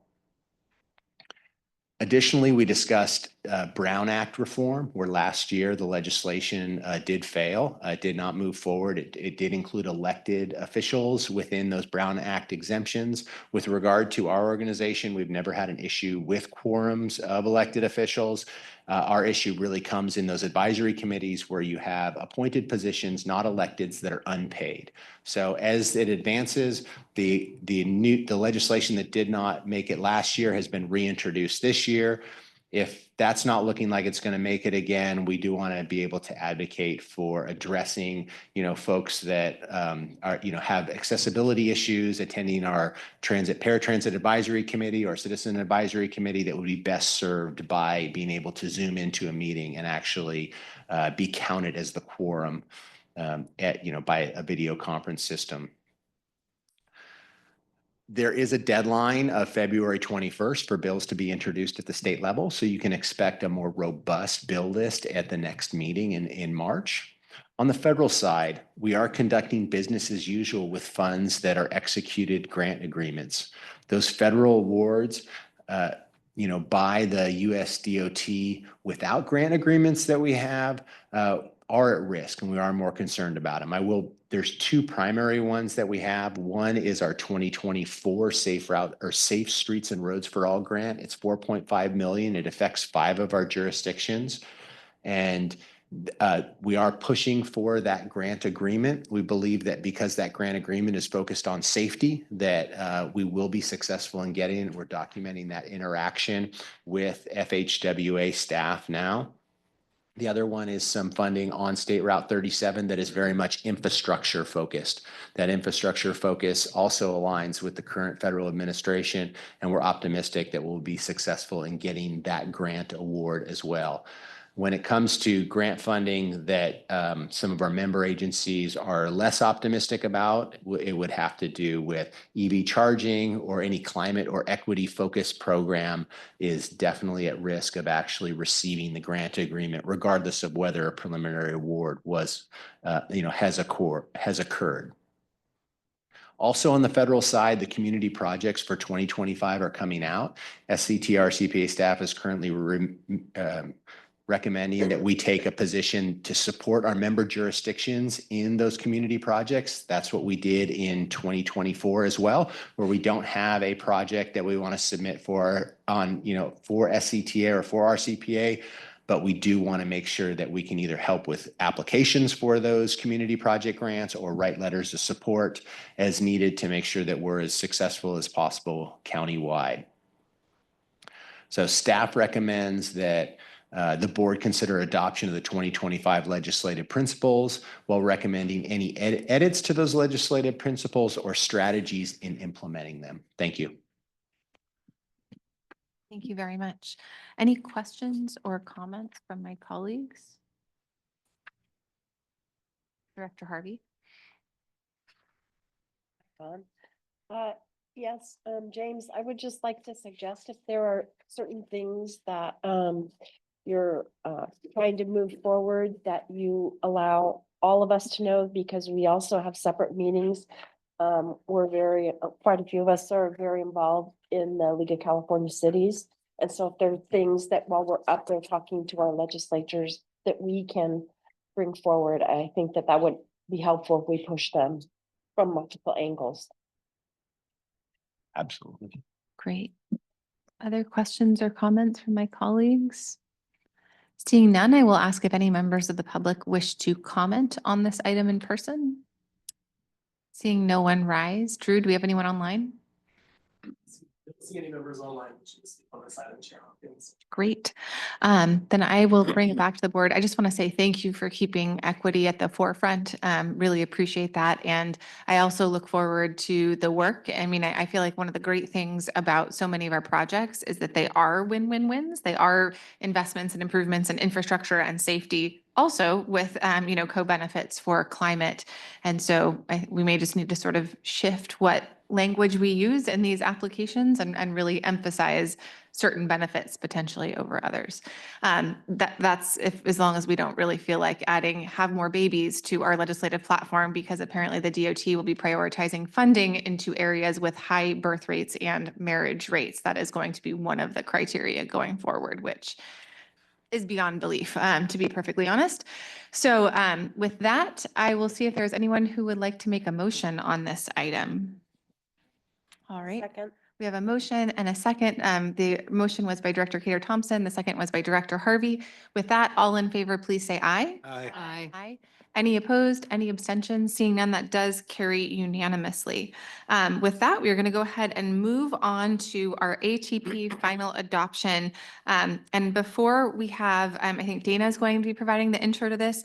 I just had a question because we do have some new board members. Obviously, not everyone is here, but I just wanted to clarify whether or not there is a potential conflict in terms of locations with the ATP final adoption. And I'll hand it over to Executive Director Cameron for that. And for those, since you weren't here before, we had a very awkward meeting. Was it last year or when we all had to cycle out of the room one by one because so many of us had geographic conflicts with the funding proposal. And so it was sort of a little bit challenging to always make sure we had quorum, and we each sort of took a term and had lots of separate motions. So just wanted to ask that question. So when it comes to conflict of interest questions, on this one in particular, we have consulted with our legal counsel, and the determination is that because it is a planning document, it is a planning document that is county-wide, that talks about all the different things we can do in the county, and the fact that these projects, you don't even know if they're going to ever be funded or come to fruition. There will be several actions on any individual project that would potentially be a conflict in the future, that you are not conflicted on this document. I also want to just point out that as part of our briefing book update that we'll get at the next board meeting, there is a conflict of interest section in there that any SCTA or RCPA directors that would like staff to do a cursory review based on conflict locations or, projects within 500 feet of, businesses or homes and would like that support of staff, we are happy to do that. And with that, I'll pass it back to the chair. Thank you. Thank you so much. And so just to reaffirm, anyone can submit their addresses, either personal or business, to staff, and then they will actually proactively, sort of scan for any potential conflicts on future agenda items. But thank you so much for covering that, and I'll hand it over to Dana. Thank you so much. Good afternoon. So the countywide active transportation plan is an update to the countywide bicycle and pedestrian master plan that was adopted in 2014. We started work on this plan along with our consultants, led by Fair and Peers, in summer 2023. And we worked with 7 jurisdictions on updating their local active transportation plans as well. As Chris mentioned earlier in the report, 5 of those have been adopted or approved. So Cotati, Cloverdale, Healdsburg, Sonoma, and Sebastopol plans have been adopted or approved. And we have Roanoke Park coming up soon and the county following. The countywide piece of this is what we're asking for an action on today, and that is volume 1. And the local plans are presented as volume 2. So those are being adopted locally through a separate action. So with that, I will turn it over to our lead consultant on this, Erin Ferguson, to go through the presentation. And sorry, Erin, just one moment. I wanted to mention that we did bring the draft countywide plan to this board in November. So this is the final version. All right, thank you, Dana. Good afternoon, everyone. I'm going to cover an overview of the plan content, and then we'll have an opportunity for questions. And so, as Dana mentioned, this has been a coordinated update to the countywide bicycle and pedestrian master plan that was adopted in 2014. This updated countywide active transportation plan sets a vision and goals with supporting resources to enable continued advancement in walking, biking, and rolling countywide. Again, the overall active transportation plan is organized into 2 volumes. The first volume is the content that we're speaking to today, that provides the countywide look on walking, biking, and rolling. And then the second volume is where the local active transportation plans are contained. The purpose of the plan update, the first being to think about all ages and abilities, and so creating spaces for people to walk, bike, and roll that are low stress and low risk, and really just create more opportunities for people to travel by those modes. The second, regional connection, so thinking about and identifying and planning for regional routes that connect local jurisdictions to one another, as well as to transit opportunities as part of the larger countywide ATP. And then implementation, so identifying resources, funding opportunities to support project implementation. The vision you'll see in the plan is here. It reads, our guiding principles are to improve safety, connectivity, equity, and quality of life. Walking, biking, and rolling shall be safe and appealing modes for people of all ages and abilities to use for everyday transportation and recreation. The plan also includes 3 goals. You can see those here along with their descriptions. The first goal being connected and reliable. The second, safe and well-maintained. And the third, community-oriented and place-based. What we've seen with respect to implementation over the last several years in Sonoma County is a continued increase in the number of miles of multi-use paths and bicycle facilities. And since the 2014 plan, approximately 142 miles of new facilities have been built. The majority of those new facilities being bike lanes or buffered bike lanes or multi-use paths. So continuing to see this active transportation planning activities help advance implementation. So this table summarizes the number of miles of different types of facilities across the county today. And so the majority of what we have in most local jurisdictions are bike lanes.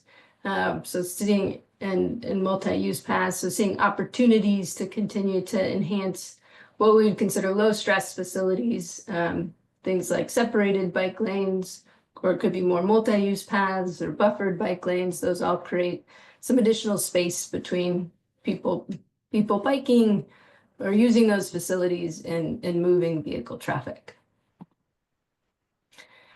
We've had a number of kind of updates and engagements with different groups as part of developing the plan. So we've had provided 3 milestone updates to local agency advisory bodies and countywide committees. So the first kind of round of updates was in fall 2023, shortly after kicking off the effort. Second milestone was in spring 2024, really kind of organized around draft projects and policies and priorities. And then the third milestone was this past fall, related to the draft active transportation plans themselves.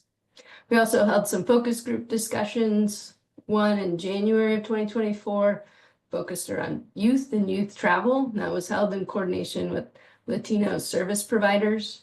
And then in March of last year, Persons with Disabilities Focus Group held in coordination with Sonoma County's Paratransit Committee. So both of those discussions helped identify barriers and opportunities to overcome those barriers to using active transportation modes. When engaging the general public, we had 3 similar phases. The first phase in fall 2023, which included an online survey and interactive map where community members could go and identify specific concerns. Also in that phase, conducted 13 pop-up events in coordination with local jurisdictions and community-based organizations. The second phase really focused on sharing out draft projects and priorities, and that was in spring 2024. There was an online interactive map, as well as 10 pop-up events throughout the county, and then we held community open houses in each participating city as well. And then the third phase was this past fall, provided an online survey and the draft active transportation plans for public comment. So some of the content in the countywide plan, you'll see countywide regional routes. This map is showing those kind of a teal blue color, and these are routes to help connect, again, communities to one another across the county, as well as connect communities to transit opportunities as well.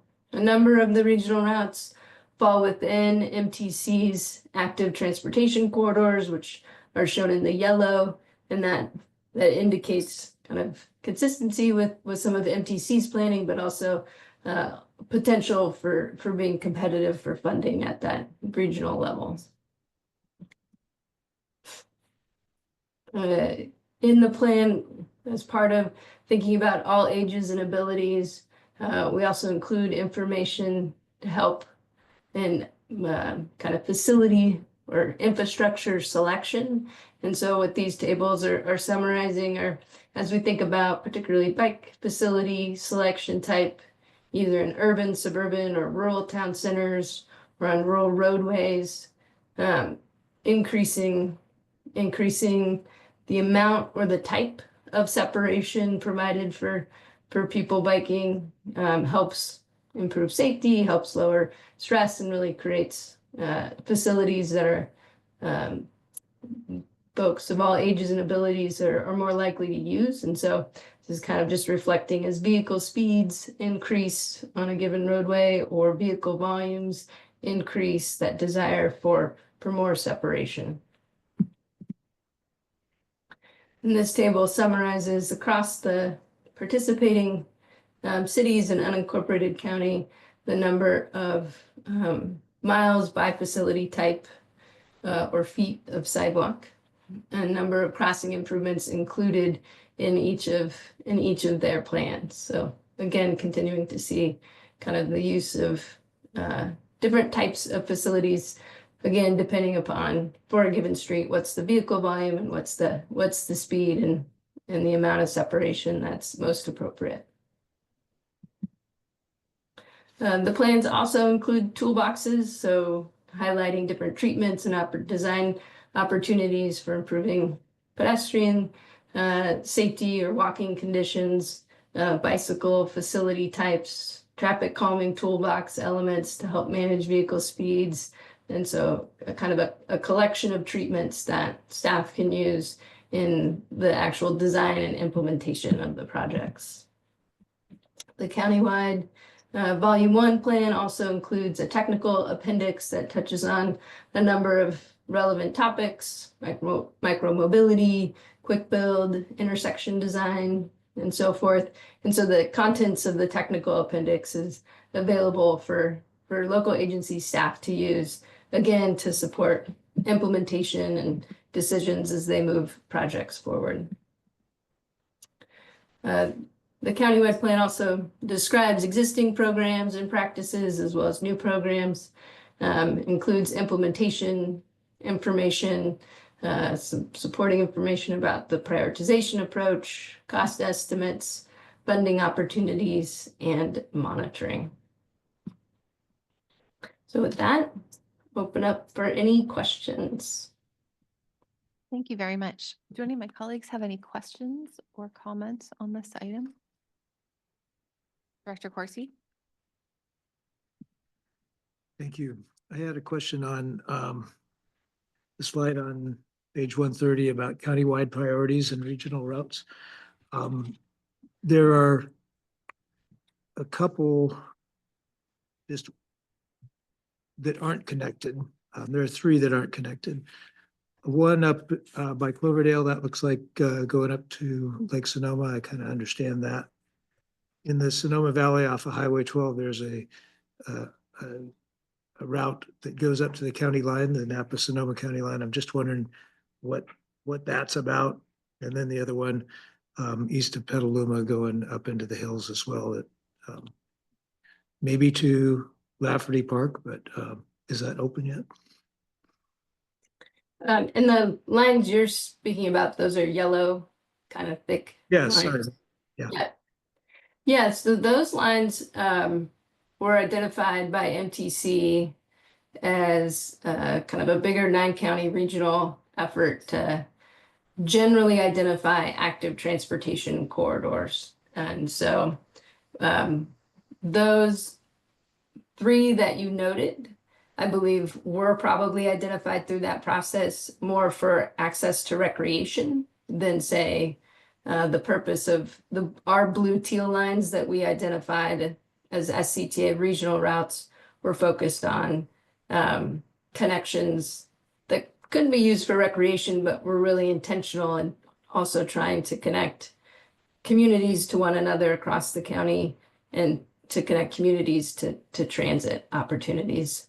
So some of the yellow general corridors that MTC identified had a different purpose than the blue lines that we identified as SCTA routes. Okay, I would just say they would be much more useful if they went all the way through and touched on another line at the other end. Not saying that's ever going to happen, but that would be great. Thank you. Very much. Other questions or comments from my colleagues? Director Kelly? I'll just say from the city perspective for that ATP that Healdsburg did that a lot of other cities participated in, I just want to say that the process in which and the SCTA kind of driving the timeline and bringing those components together was very helpful. I find that oftentimes it's challenging to prioritize active transportation in our jurisdictions because of all the competing interests. So I found that us being kind of the regional convener and you all having a timeline and a deliverable helped to bring the jurisdictions along and led to a better outcome, I think, in my opinion, and a more robust outcome. So thanks. Thank you very much for that. Any other comments or questions from my colleagues? Seeing none, I will ask if any members of the public in person wish to speak. Welcome. Yay, we have a member of the public in person. My name is Roberta Delgado. I've lived in Sonoma County for 42 years. I currently live in Sebastopol in a condo complex that's right on Healdsburg Avenue. I don't know if you know about that place. But when I first came here, I lived for 5 years in Mirabel Heights in Forestville, and I was 30 years in Northwest Santa Rosa.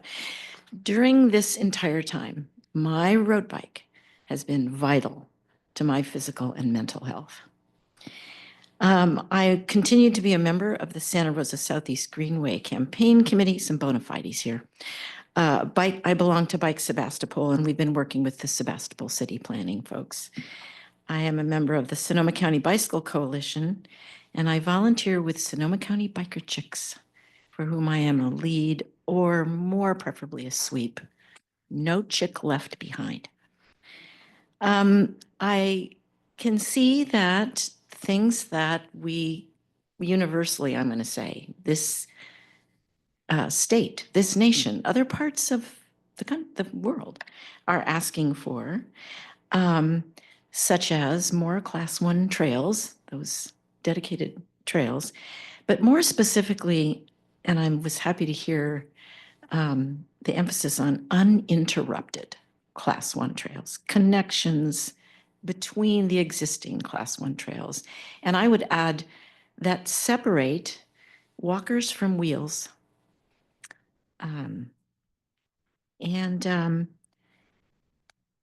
So I obviously, what I hear a lot from the women who join us for Biker Chicks is that they would like to ride more. They would like to commute on their bicycles.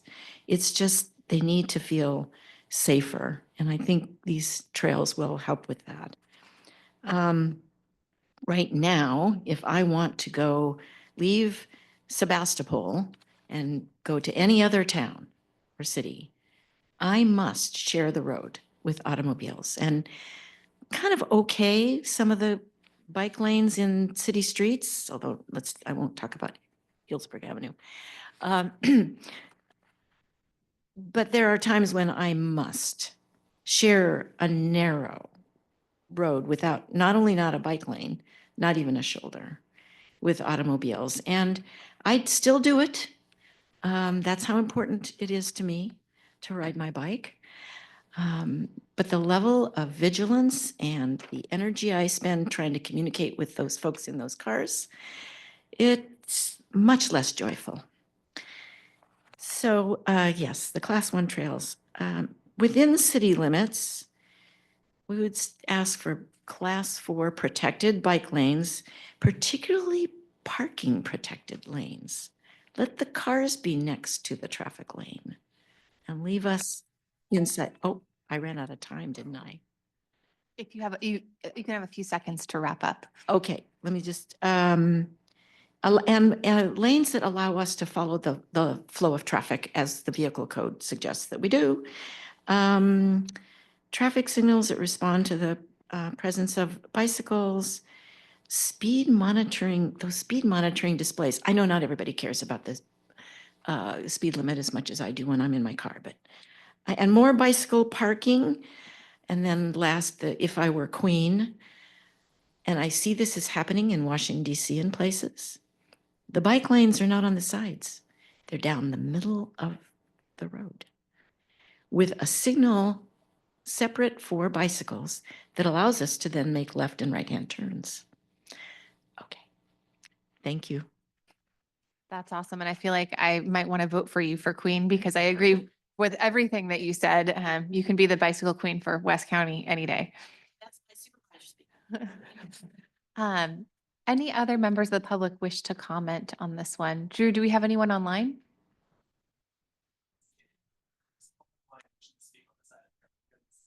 Wonderful. Thank you so much for being here and for taking the time out of your day. I really appreciate it, and would love to follow up with you outside of this meeting to talk more specifically about projects because I think we really share a similar vision and would love to talk to you more. And I'm also a transplant from Forestville to outside of Sebastopol, so some similarities there as well. Bringing it back to my colleagues, any comments on this one? Going once, going twice? Just going to make my normal comment is the biggest problem I have are these pickup trucks with wider tires and they don't have, they're supposed to be covered. And that just seems like a real danger for any bicyclist because for some reason, pickup trucks with wide tires think that they own the road and they're really not concerned about anybody else.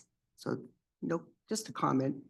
And I will make my standard comment that I think I make whenever you make this, which is also that parents trying to drive their kids to school are a huge problem. And I say this as a parent who is trying to walk and bike my kids to school. And I feel like there's just something about that rush mentality, if I have to get where I'm going. And so unfortunately, right, as we're trying to encourage folks to walk or bike to school, we also need to really focus on educating drivers of all kinds. So just feel like, got to throw my fellow generation and parents under the bus every chance I get.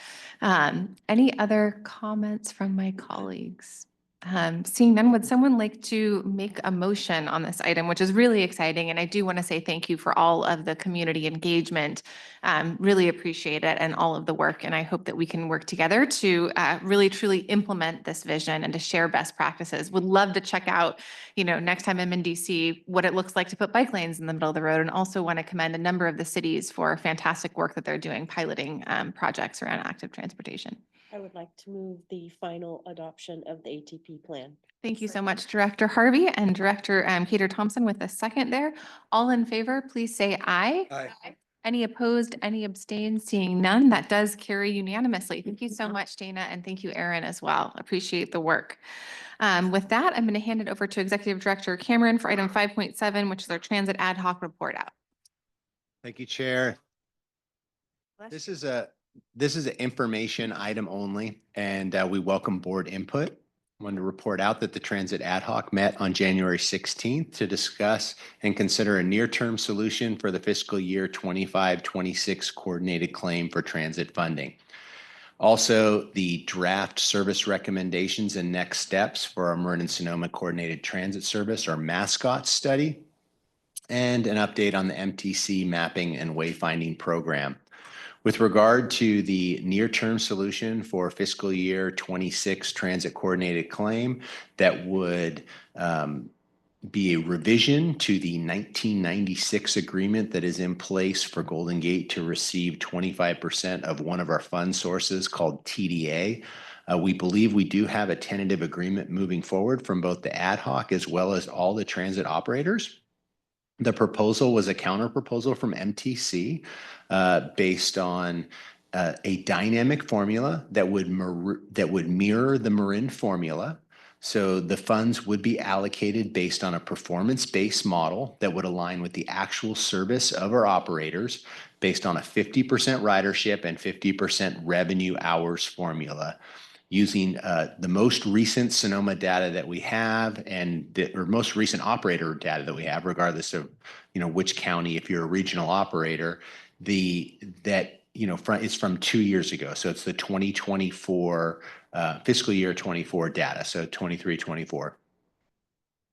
The estimated revisions to the allocations would be as follows. It would be a 2 million reduction in what Golden Gate is currently getting. And that's a 2 million reduction based on fiscal year 2025 revenues, whereas there is an expected decrease in revenues for fiscal year 26. But round numbers, 2 million reduction for Golden Gate, 1.2 million additional for our Sonoma County local bus operators, our 3 local bus operators, and an $800,000 increase for SMART.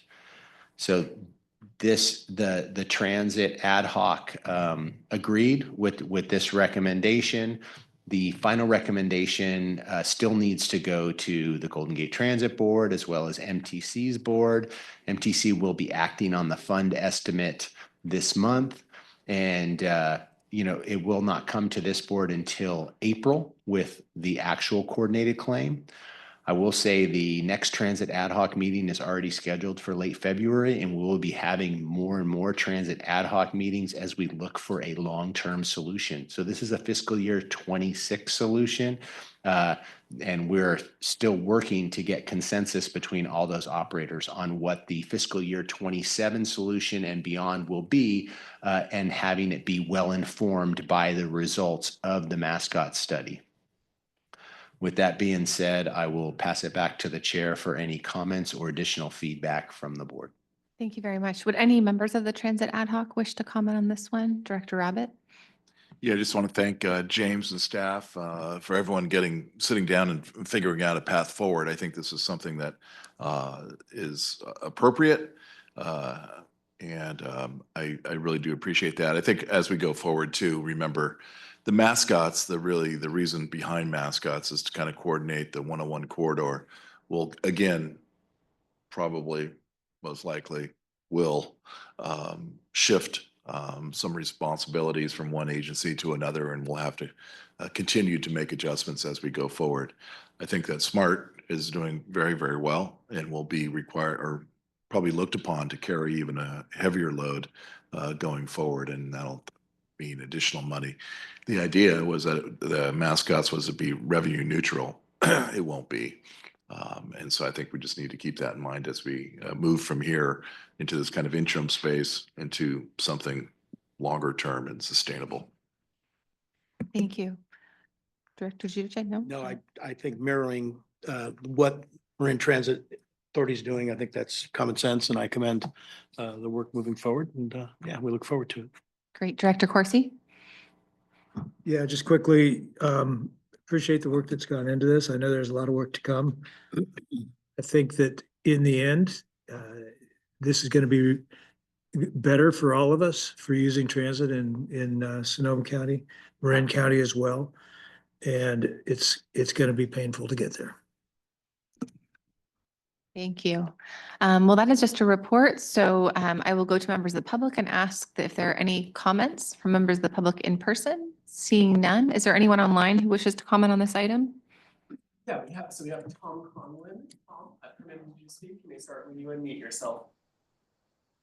Great, Drew. Thanks again for the opportunity and all the good work that's been described today to date. I had a question for James. He did mention that this decision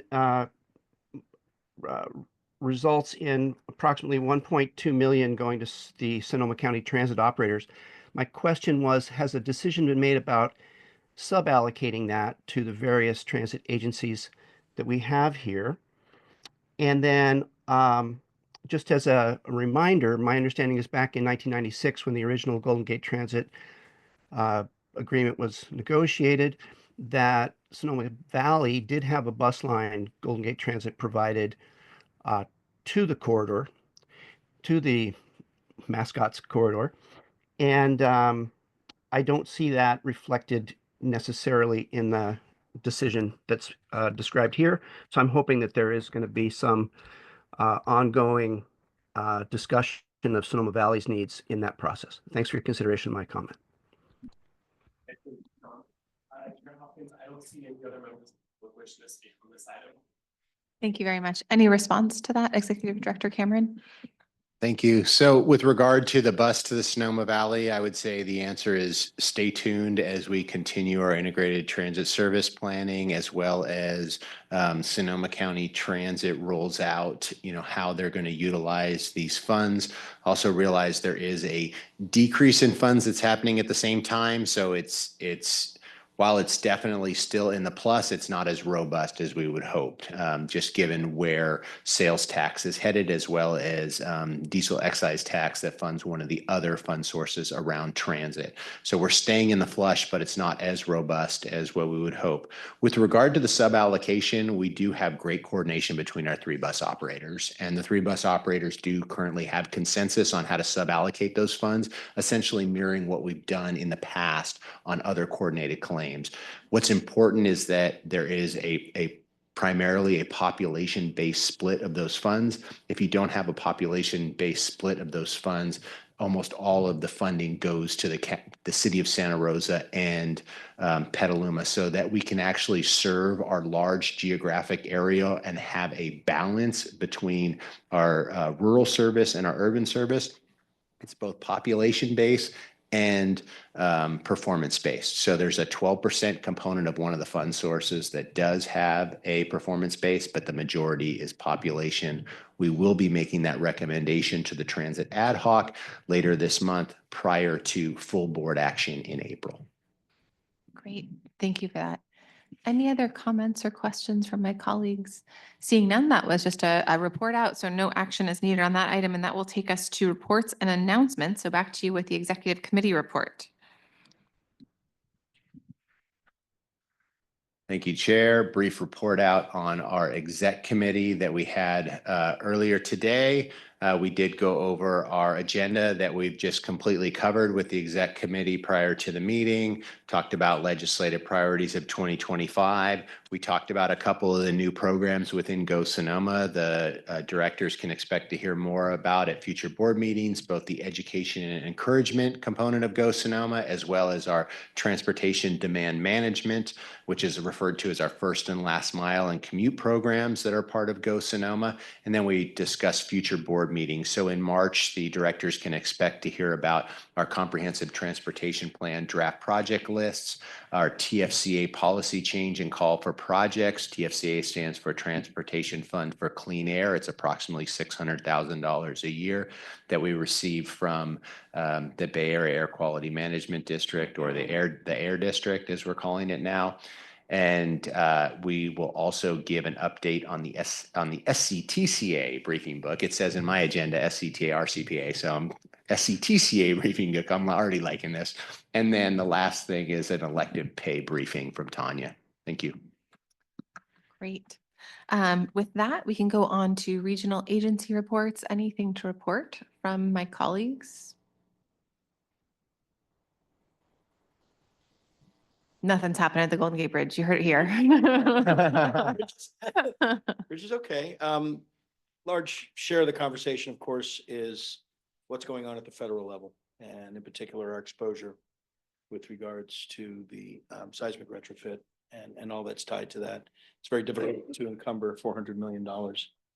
So we're trying to plan a path forward, and we're hopeful, but things change out of Washington daily, it seems. So other than that, bridge traffic remains depressed during commute hours, but is incrementally moving forward. We add bus and ferry service incrementally as business justifies it. And of course, our eye is focused on the fiscal cliff. So that's what we're that's what we're focused on right now. And that's enough. Thank you very much. Anyone have anything to share from SMART? Director Corsi? Just a couple things. New section of pathway opened last month in Marin County, the end of last month, right by the Santa Fe, Marin County Civic Center in Santa Fe. We continue to open more pathways and design and work on more pathways. And someone was talking about the connected class 1 bike paths, and the SMART path is not there yet, but with each section, it gets more there. And there's a lot of work going on right now. Did want to mention that SMART's 3 board members who are from cities in Sonoma County all have left the SMART board. You all have a mayors and council members meeting in the next week, I think. Thursday. All right. So we'll have 3 new members, 2 of whom come from this board. changes in the wind. Great. Director Lowe? Through the chair. So of the people that we can select, one of the positions specifically excludes Sonoma and Sebastopol, as we're not on the 101 corridor. So I'd like to know if that was part of the initial legislation, or how did that come about? I'm not sure if it was in the 2004 legislation or if that was a change, honestly, but it is in the legislation. I know it's written in the positive, manner, along the one, but really what it is saying is that you are excluded from being part of this board. And I just would like to state my opposition to that, as the people in my area support SMART. In fact, I think we voted at a higher clip than some of the other spots along the 101 corridor. And I think they deserve to have equal representation. I suggest that we get the sales tax renewed in the next couple of years and work on that the next time the legislation gets updated. Thank you so much. Great. Director Hinton? I have to, I've been a very vocal advocate about Sebastopol and Sonoma, and it's nice to say to renew the sales tax, but I think we should work on that before you come to our citizens asking for tax dollars when we have no representation on the board. So I have spoke to Mike McGuire about this issue, and Chris Rogers knows it's dear to my heart. So it would be a good thing to get it fixed before you go asking our voters to renew a sales tax that they've been paying. Just need to say that publicly. Appreciate that. Director Kelly? I had a question about that because this was the first I had heard about it, and I think it's, interesting and something we should look into. I saw in the mayor's and council members packet that the SCTA smart seats have that language, but it didn't seem reflected in the non-SCTA smart seat. So is it your guys' understanding that the non-SCTA member, the sole city member, can be from either Sebastopol or Sonoma, or it applies to both? It's my understanding that we can't fill any seats, but it would be news to me if that's true. Okay, I definitely think that besides changing the legislation, which obviously we should leave on the table, but might take longer to get in motion, if it is possible for mayors and council members to appoint someone from your cities for the non-SCTA seat, we should definitely have that conversation. Obviously, I think it's too late for us for now, Chair, but I think that would be the easiest way to ensure you guys have representation on that board from your cities. It wouldn't be able to be the SCTA rep, which is problematic, but I think in the short term, that could be something we should all look into. Through the chair. Yeah. I've been instructed by the clerk that the three criteria are, it has to be a seat along the 101, or along the smart corridor, excuse me. The way that this will work on Thursday is, first, we will select two for the SCTA seat, and then one for the non-SCTA seat. The third rule is that no more than one person from a jurisdiction can serve. So there are a couple of names in the first tier, if they go through, is going to eliminate a couple of the names in the second tier. So how this all started, I do not know, but that is the clarity that I asked for, and that's why we move forward. It's as clear as mud. I just want to say I really appreciate you both raising this issue, and I could not agree more. I mean, we pay the sales tax, we utilize the train, and so it's sort of an odd statement to specifically exclude people from their ability to actually advocate for more. I mean, we want more users, right? And so it'd be great to get more users who are not along the 101 corridor, and I'll get the folks who represent them there. For my part, serve on the Bay Area Air Quality Management District, for the entity formerly known as that. We are now the Bay Area Air District, or as is the case with most things in the Bay Area, they're like, or you can just call us the Air District. Of course, there are other air districts. The world does not revolve around the Bay Area. Nonetheless, we have gone from back mid to bad, and we have a new logo to go with that. I wish it were a sheep, but sadly it is not. It's just kind of similar to the other one, but a little bit more modern looking. And I will be taking over as chair of that board starting next month. So look forward to continuing, to work on some of our common goals together. With that, we can move on to the, let's see, we got the advisory committee's agendas, which is really just an FYI, and then on to the activities reports. And we will take public comment, but we're going to hear all of those reports first and then take public comment on all of those items. I think Ross is up first with marketing and communications. And while he's coming up, I just want to give another shout out. I don't think I got to do this yet because we didn't meet last month, right? To say thank you to the team for coming out to Guerneville, to the senior center. It was great to see you all out there, and thank you for that work. Really, really appreciate that. Good afternoon. The following is an update on communications topics over the past month. SCTA staff partnered with Latino service providers to hold a comprehensive transportation plan focus group back on January 30th. The attendees were primarily young adults who were asked about their challenges and priorities in getting back and forth to school and work. The session featured a presentation on the comprehensive transportation plan, as well as Sonoma County travel behavior. Attendees provided feedback verbally and using worksheets in small groups. The comments received will be used to inform the current CTP update. SCTA, RCPA, I got to start using the new one. Annual report was previously mentioned. The NCRP Climate Summit, RCPA staff provided some content and presentation slides to Chair Hopkins' team for the January 29th event at Grayton Resort and Casino. The content focused on Sonoma County climate resilience, accomplishments and vision, detailing RCPA leadership and coordination. And lastly, I just want to mention that the State Route 37 coordination continues with the release of a draft corridor integrated communications plan. SCTA staff participated in the planning process for this and will be involved as this massive effort moves forward. Please let me know if you have any questions about this or other related communications topics. Great, thank you so much. Any questions from the board? Seeing none, thank you so much. And that will take us on to Tanya.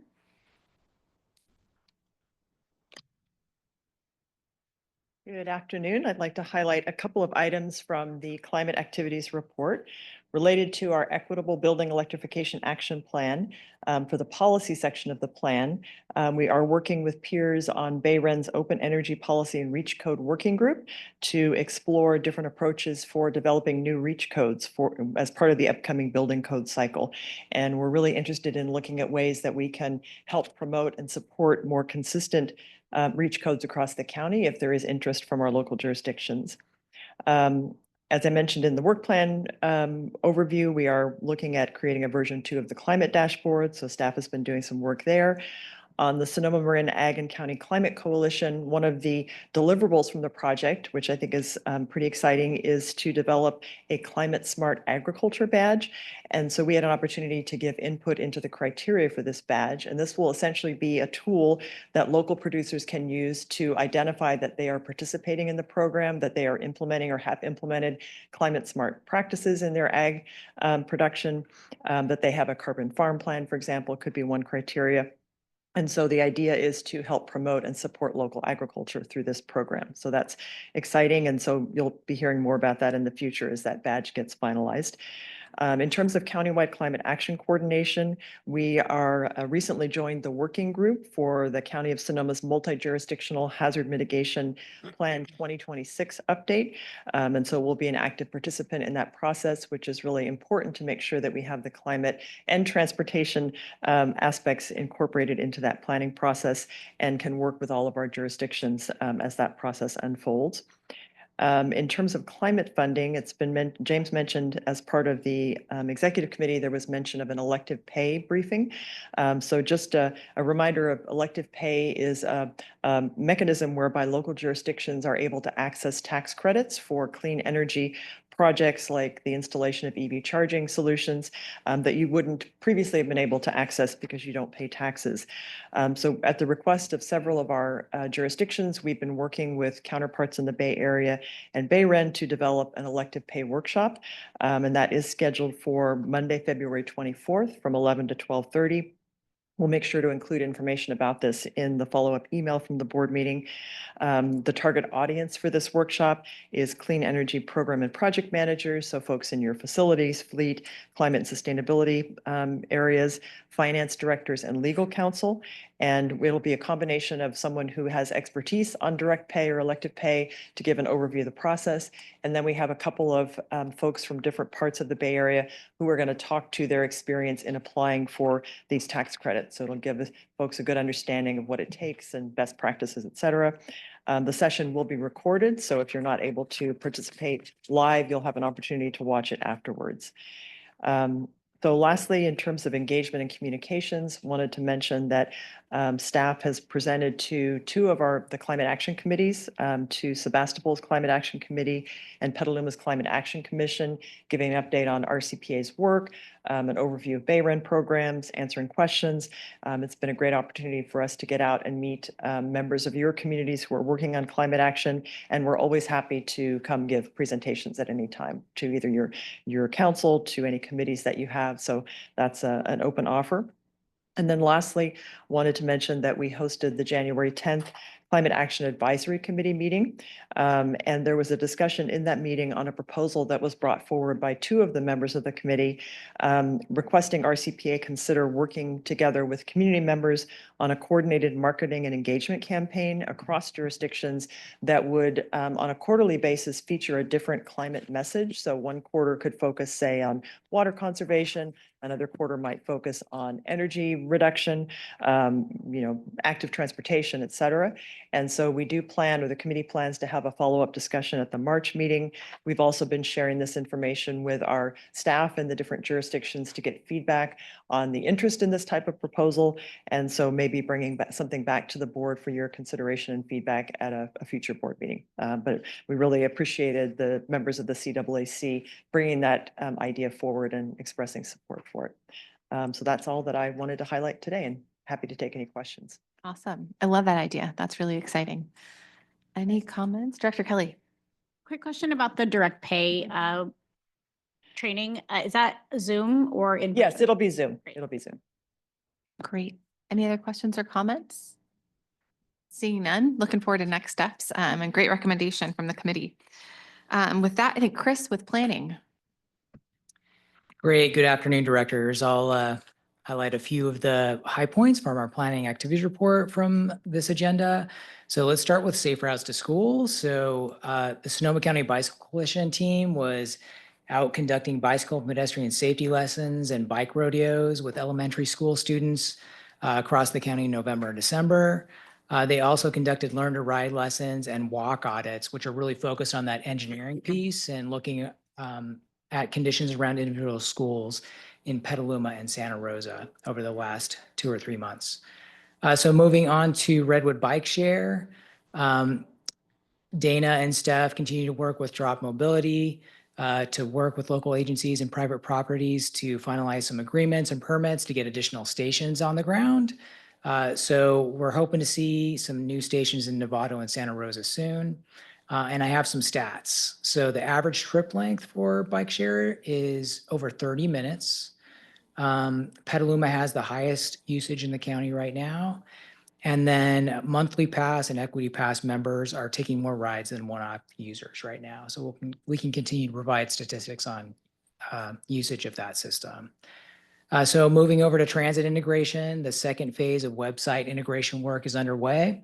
So the first phase focused on the Santa Rosa City Bus site, and now the team's working on the Sonoma County Transit and Petaluma Transit websites. And the goal there is to have a similar look and feel to all of those transit websites, so it's easier to interact with all of those. Moving on to regional topics. So I mentioned Plan Bay Area. We continue to work with MPC and ABAG on coordination there, and also on the transit-oriented communities policy. So we've been meeting frequently with your planners and public works and engineering staff on what it means to comply with that policy. MDC and ABAG staff attended our last PAC meeting and will be attending our TAC meeting this month, which is attended by engineering and public works staff to talk about what needs to happen to meet those compliance requirements that are attached to funding dollars. So The planners recommended setting up a joint workshop between the planners and engineers to talk about what they need to do together to move forward in that area. So talking about the TDM plan, so that kicked off in December, and the team is reviewing existing programs and performing a gap analysis. So a lot of materials to review on that project. So look forward to having more on that project for you later this year. On the community-based transportation plans, we were able to meet with community representative committees made up of community members, stakeholders, and advocates to really help guide the projects for both of those areas. So we have one of these committees for the Santa Rosa area and Roanoke Park. And so those groups, along with local staff, are helping us develop the outreach and engagement plan, which is kicking off in February. So we're actually going to be out in the community, meeting with focus groups, having tabling events, and attending community group meetings to gather input on those transportation issues in both of those areas very soon. And then on the data side, looking at our travel demand modeling and analytics and forecasting, we've been meeting with our colleagues from MPC and neighboring counties on the best way to improve our modeling, forecasting, and analysis tools going forward. There's also an effort at the state and regional level to do some sort of regional big data procurement that's really focused on more frequent access to current travel behavior data. So you may remember a number of years ago, we conducted a travel behavior study looking at one-time travel flows in Sonoma County. So the goal of this process is to come up with some sort of subscription or more frequent purchase strategy. So we'll be able to get that data on a yearly or a more frequent basis. So with that, I'll go ahead and turn things back over to you, Chair Hopkins, and would love to answer any questions if there are any. Any questions, Director Giudice? Just on the bike share pilot, I think the longer that we can allow folks to use those bicycles, the truer of a study it will be, especially moving into now the nicer weather, hopefully at one point, the nicer weather, but allowing those folks to use the bike for a longer period of time. Great. Just a thought. Any other questions or comments? Thank you so Thank much, you. Chris. I think Shauna's up next. Thank you, Madam Chair. Good afternoon, directors. I'll just provide a couple of highlights for the projects and programming team. On the 116, 121 intersection, the static elements have been inserted into the roundabout, otherwise known as the boulders.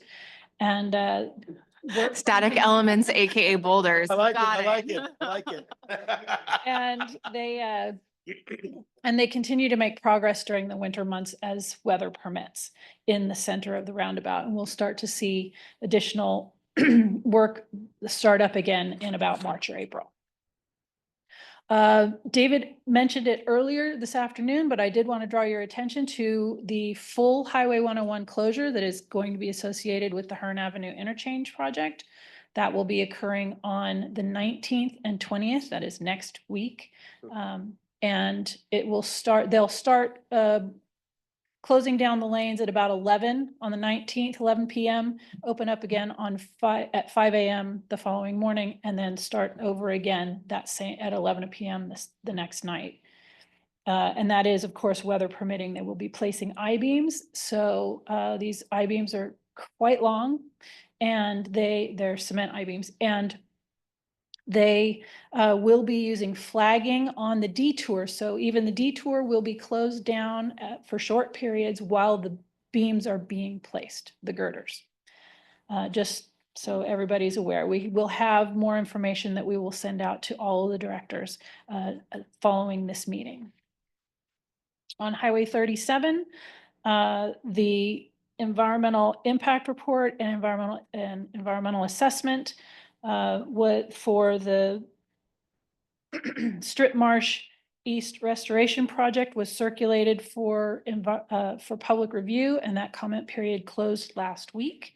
And the construction manager general contractor selection continues and underway and should be completed by March of next year. And finally, I did want to let you know that the Active Transportation Program Regional Program awards were announced today, and Sonoma County did not receive any grant awards in that program. So staff will be working with all of the jurisdictions moving forward, using that money that David mentioned earlier today for capacity not increasing, but capacity building under Go Sonoma to try to help them put together projects that might be more successful in the future. And with that, I would hand it back over to you, Madam Chair, and answer any Thank you questions. very much. Any questions from my colleagues? And so just to clarify, the active regional, is that the OBAG or which funding source is that? It's ATP okay. Cycle 7. Okay, ATP Cycle 7. Okay, thank you for that. Welcome. I learned something, which is that Sisyphus was not pushing a boulder. He was pushing a static element up the hill. Well, it wasn't So static if that's- it was moving. Okay, there you go. Maybe it was a dynamic element. So anyways, thank you very much for that presentation. I don't see any other questions or comments. So thank you. And I think, I believe you are the last one. Do we have any members of the public who wish to comment on any of the staff reports? Seeing none, do we have any members of the public online who wish to comment? Great. And the last one is board member announcements. Anyone have any positive news? Because it's been kind of a drag of a week. Director Okrepke. Thank you, Madam Chair. On the 4th, which was last Tuesday, Sonoma County Transit, Petaluma Transit, and Santa Rosa City Bus recognized Transit Equity Day, which was a long working effort spearheaded by the NAACP. It was also on the, doing quick math, 112th birthday of Rosa Parks. And so just celebrating access to transit for everybody. And then also, I'm not sure if the other agencies are doing it, but at least on Santa Rosa City Bus, we have marked the corresponding seat where Rosa Parks was removed on our buses so that you can see where she was if you take a ride on our buses. So just wanted to point that out. That's awesome. I love that. Any other comments from my colleagues? Director Giudice? Just save the date. So on June the 7th, excuse me, Saturday, June the 7th, we will be having the first environmental festival and concert down at Somo Village with the headliner being Rising Appalachia. It is going to be a true hippie show, and there'll be all kinds of presentations and lectures and all this kind of stuff. And soon, the promoter will determine which environmental cause it's going to go to in Sonoma County. It's called Sonoma Wild. However, all of the environmental groups in Sonoma County will be invited for free to come and table and participate in this. We're looking at either Wade Crowfoot or some other dignitary from Sacramento to come down and give a keynote. And of course, it'll be a party to be sure. So mark your calendars, Saturday, June 7th. And I know we have to get together and talk about this. So I'll be there. Yeah, I know you. Sounds awesome. Anything else? Going once, going twice, and I believe our meeting is adjourned. Thank you all so much.